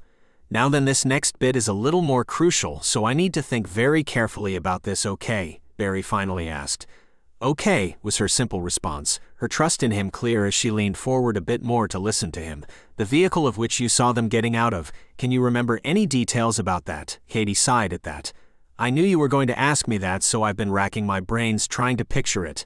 Anything you can remember will be a big help, Barry reassured her. Well, it was late and kind of dark, so I can't be 100% certain, but I think it was a sort of bluishy color. Oh, very much yes, that is the one detail I'm absolutely certain about, Katie said as she glanced down at the photo in his hand. Excellent, Barry smiled. Now the gentleman she was with, he said, replacing the photo of Lee and withdrawing a folder. Don't worry too much, but have a look and see if any of these look familiar. Barry slowly started turning the pages of the file, watching for some kind of response. Wait, go back one, she told him, tapping her nail against the mug. This one, he asked her, flipping back to the previous picture. Yeah, she said hesitantly. I couldn't be certain, but that one does look familiar. Yeah, that could be him, she said, looking closely at the photo, her brow crinkled in concentration. Barry glanced down at the picture, and rather incredibly, the one she is stopped on was the one and only available picture he had of Campbell Stratton, the 5th victim. Well done, ma'am, you're doing brilliantly, he told her. Barry cleared his throat and poured himself a coffee with a splash of milk and 1 scoop of sugar. As he sat back, Katie had leaned forward to pour her own with exactly the same routine. A gentle splash of milk and 1 scoop of sugar. As she was stirring, he noticed she was looking out of the corner of her eye. Wait, was she checking him out? He sure hoped so. This was an incredibly beautiful woman. Whatever it was, it had had a positive impact as she sat back with a gentle, satisfied sigh and the kind of smile that suggested she had seen something she had liked. It was Katie who spoke first. So then, what can I help you with, Barry? Even the way she said his name brought a smile to his face. Ah yes, Barry answered, regaining his composure. We're looking to follow up on the report you left with our helpline. Yes, I thought that may have been the case, Katie nodded. Barry pulled out a picture of Lee Pittman from his briefcase. This is the woman you saw. I don't know what the coffee's like, she told him. It's a new one we've just got in at work, and I haven't actually tried it yet. I really was about to make one when you arrived, so you're not quite the guinea pig, but she trailed off, a smile on her lips. Barry laughed as he looked back at her. He remembered some advice he was given some time ago, although he wasn't sure where from. Establish and maintain eye contact in order to obtain dominance when conducting an interview, was what he was told. Let's give it a try, he thought, immediately followed up with a big, oh crap thought as he looked into her eye. No, that wasn't going to help here at all. The oh crap thought had to do with looking into her eyes and knowing that would be no help because she had been blessed with the most intoxicating deep green eyes he could ever remember having the pleasure of gazing into. He could feel by that all-telling warm feeling starting to rise up from his stomach that he knew this would be hard. "But thank you very much, Detective," Katie called back from the other room. "It's nothing much, but it's mine, and I'm happy here. I can see why, it's very comfortable, and please call me Barry," he said, raising his palms. He wasn't sure why he did that. She was in the other room and would not have been able to see him anyway. As he was chuckling away to himself, Katie returned with a tray in her hands. He couldn't help but notice there was no rings on any of her fingers, something that broadened his smile even further. "Here we go, Barry," she said, putting the tray on the table, making a real point to emphasize his first name. "I wasn't sure how you take it, so everything's there to make it your own." "Wonderful, thank you," Barry said, gazing at the tray. There were 2 identical cups, each with its own spoon sitting in it, a large craftier of fresh coffee, a small jug with some milk or cream in it, and a little pot of sugar. There was even a small saucer with a handful of biscuits placed neatly around it. "Oh well, since you put it that way, that would be wonderful, thank you," Barry answered. He tried his best not to, but as she left the living room he couldn't help but check her out. Wow, he thought, this was a magnificent woman, and she was beginning to do a number on him already, and he had barely spoken to her yet.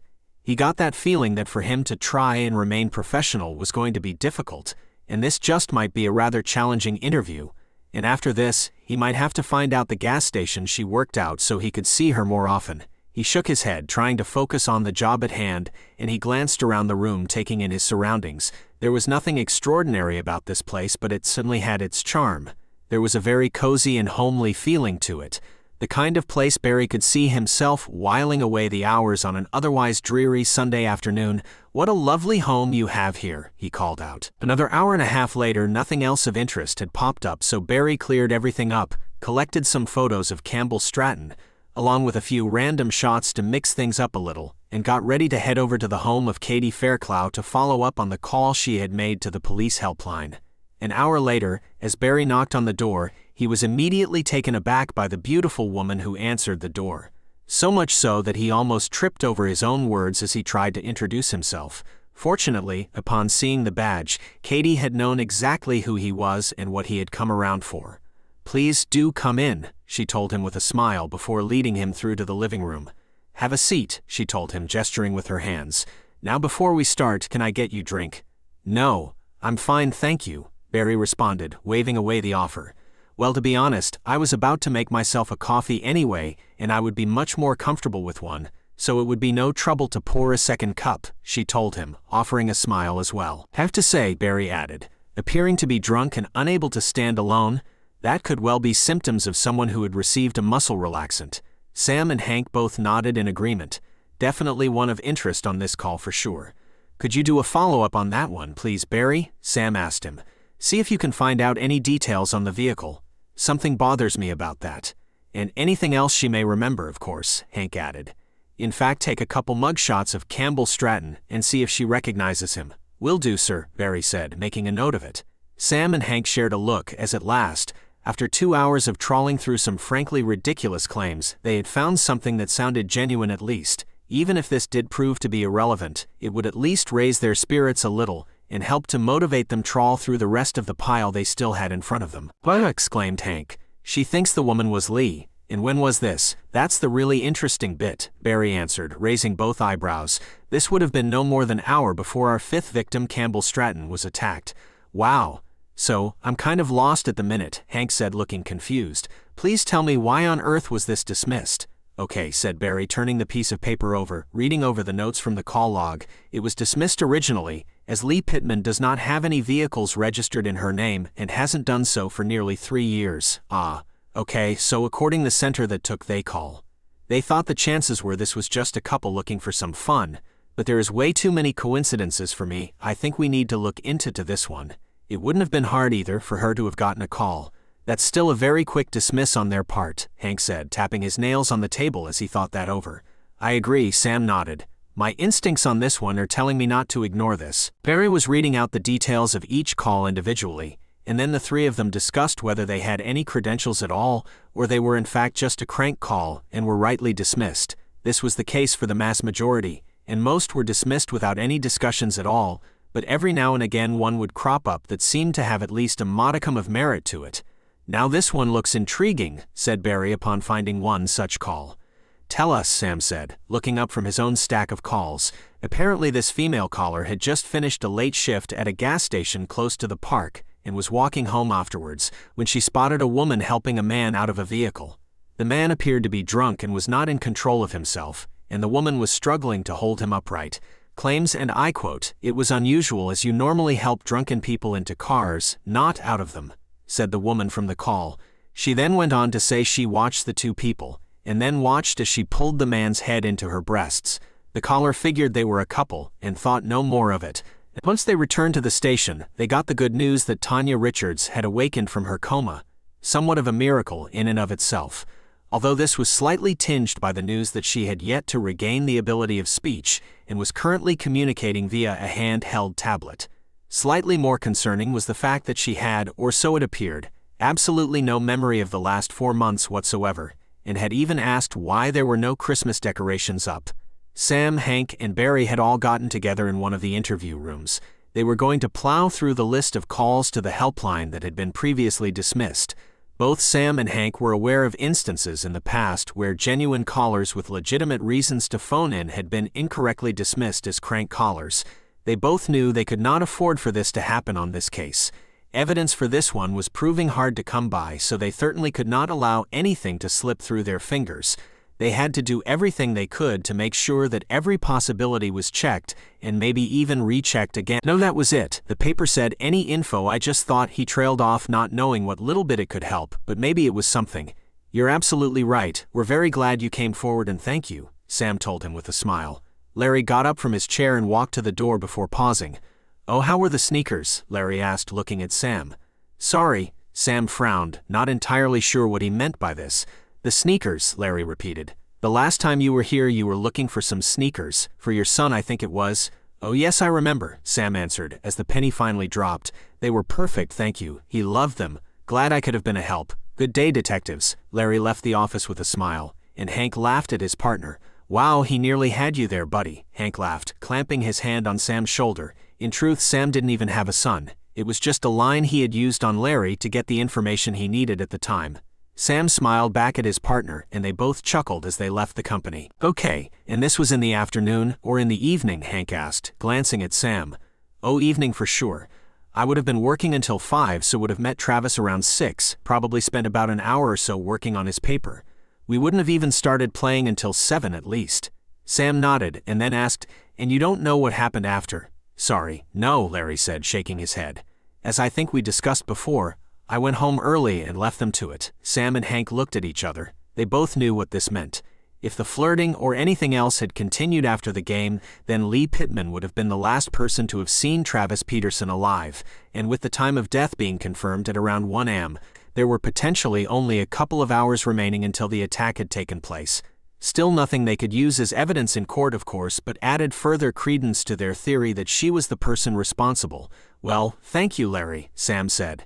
Unless there's anything else you can think of. Don't worry, sir, we will catch whoever did this, Hank told him, placing a reassuring hand on his shoulder. Ed nodded his approval, seemingly unable to speak before taking a deep breath and composing himself. I'll tell Larry you're waiting for him. He then turned and disappeared down the corridor towards the main workshop. A few moments later, Larry entered the room. Good afternoon, detectives, he told them as he walked further in. Good afternoon. Thank you for seeing us again. Now we know you told the helpline what you know, but could you tell us exactly what you told them, please? Hank asked him, taking a seat and motioning for Larry to do the same. Sure, that girl that was in the paper, Larry began. You mean this one, Sam interrupted, putting the same photo of Lee Pittman that had been released to the media onto the table. Yes, that's the one, Larry confirmed. That's the one that was down at the park. She's the one that Travis was flirting with. You mean Travis Peterson? Sam queried. Yes, that day when we were playing football down at the park. That was the one he was flirting with. Definitely, Larry confirmed. Good afternoon, detectives. Is this about my daughter? He was smiling, but the pain was still clear to see in his face. We're not sure yet, Sam told him. We're looking at every possibility, and we've come to speak to one of your employees, a Larry Fisher. Ed's eyes opened wide, trying to get the words out. Is he kept trying to ask, not really wanting to finish the question. He is not being considered a suspect at this time, Sam reassured him. He phoned our helpline offering some information and we're keen to follow up on that. Rest assured now, Mr. DiNamio. Thank you, Ed told them, the relief on his face palpable. Would you like me to go and get him and you can talk to him here? Or would you like a separate office? Yes, somewhere a little more private would be preferable, thank you, Sam told him. He nodded and led them down the corridor to the same office they were in on their previous visit here. Here you go, officers, this is our meeting room. Ed stopped suddenly, putting his hand over his mouth, fighting back the tears. Sorry, but this was going to be Catherine's office, you know, he said. Finally his eyes The call handler would have recorded the details of the call, of course, but this one, they felt, had warranted a closer investigation. So they both picked up their jackets and headed over to the engineering company where Mr. Fisher was employed.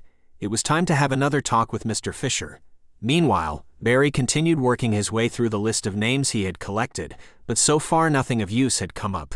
He had a couple more slightly different versions of the same account, but essentially, they all backed up the story Jennifer had told him. Although, one or two had suggested that the teasing and picking on Lee had even escalated into full-scale bullying, but sadly nothing that would require further investigation. Barry let out a sigh as he made his way back to the station, hoping that Sam and Hank were having more luck with Larry. 45 minutes after leaving the station, Sam and Hank pulled into the parking lot at Dynamic Engineering and headed straight to the office where they were greeted by Ed DiNamio, company CEO and father of the third victim, attack on Dr. Morrison at the hospital, and naturally they were asking questions as to whether this was linked in any way to any of the killings at the park. And while the press was waiting on that answer, leave it to make their own judgment and give a confirmation on it. And the flip side to being a good point and being helpful, there were bad sides as well, a result of which meant they had a number of time-waster phone calls claiming to have known her when they clearly did not. Several had claimed to have been her partner despite not even knowing her name. More had claimed to have been work colleagues without having any ideas where she was employed. There were even 3 calls claiming to have been attacked by her, although the attacks they each described had no similarities to the ones that had actually taken place, and there were no records of any of them receiving any kind of medical treatment recently. It was times like these.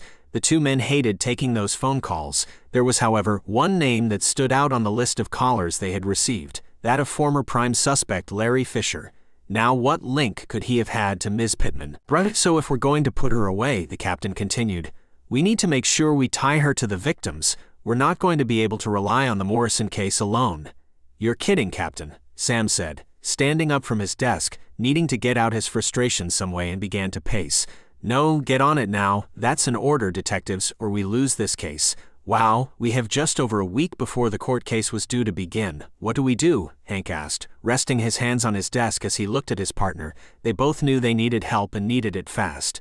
Press, they said at the same time, the same thought in their mind. They decided that the best course of action was to appeal to the public for help.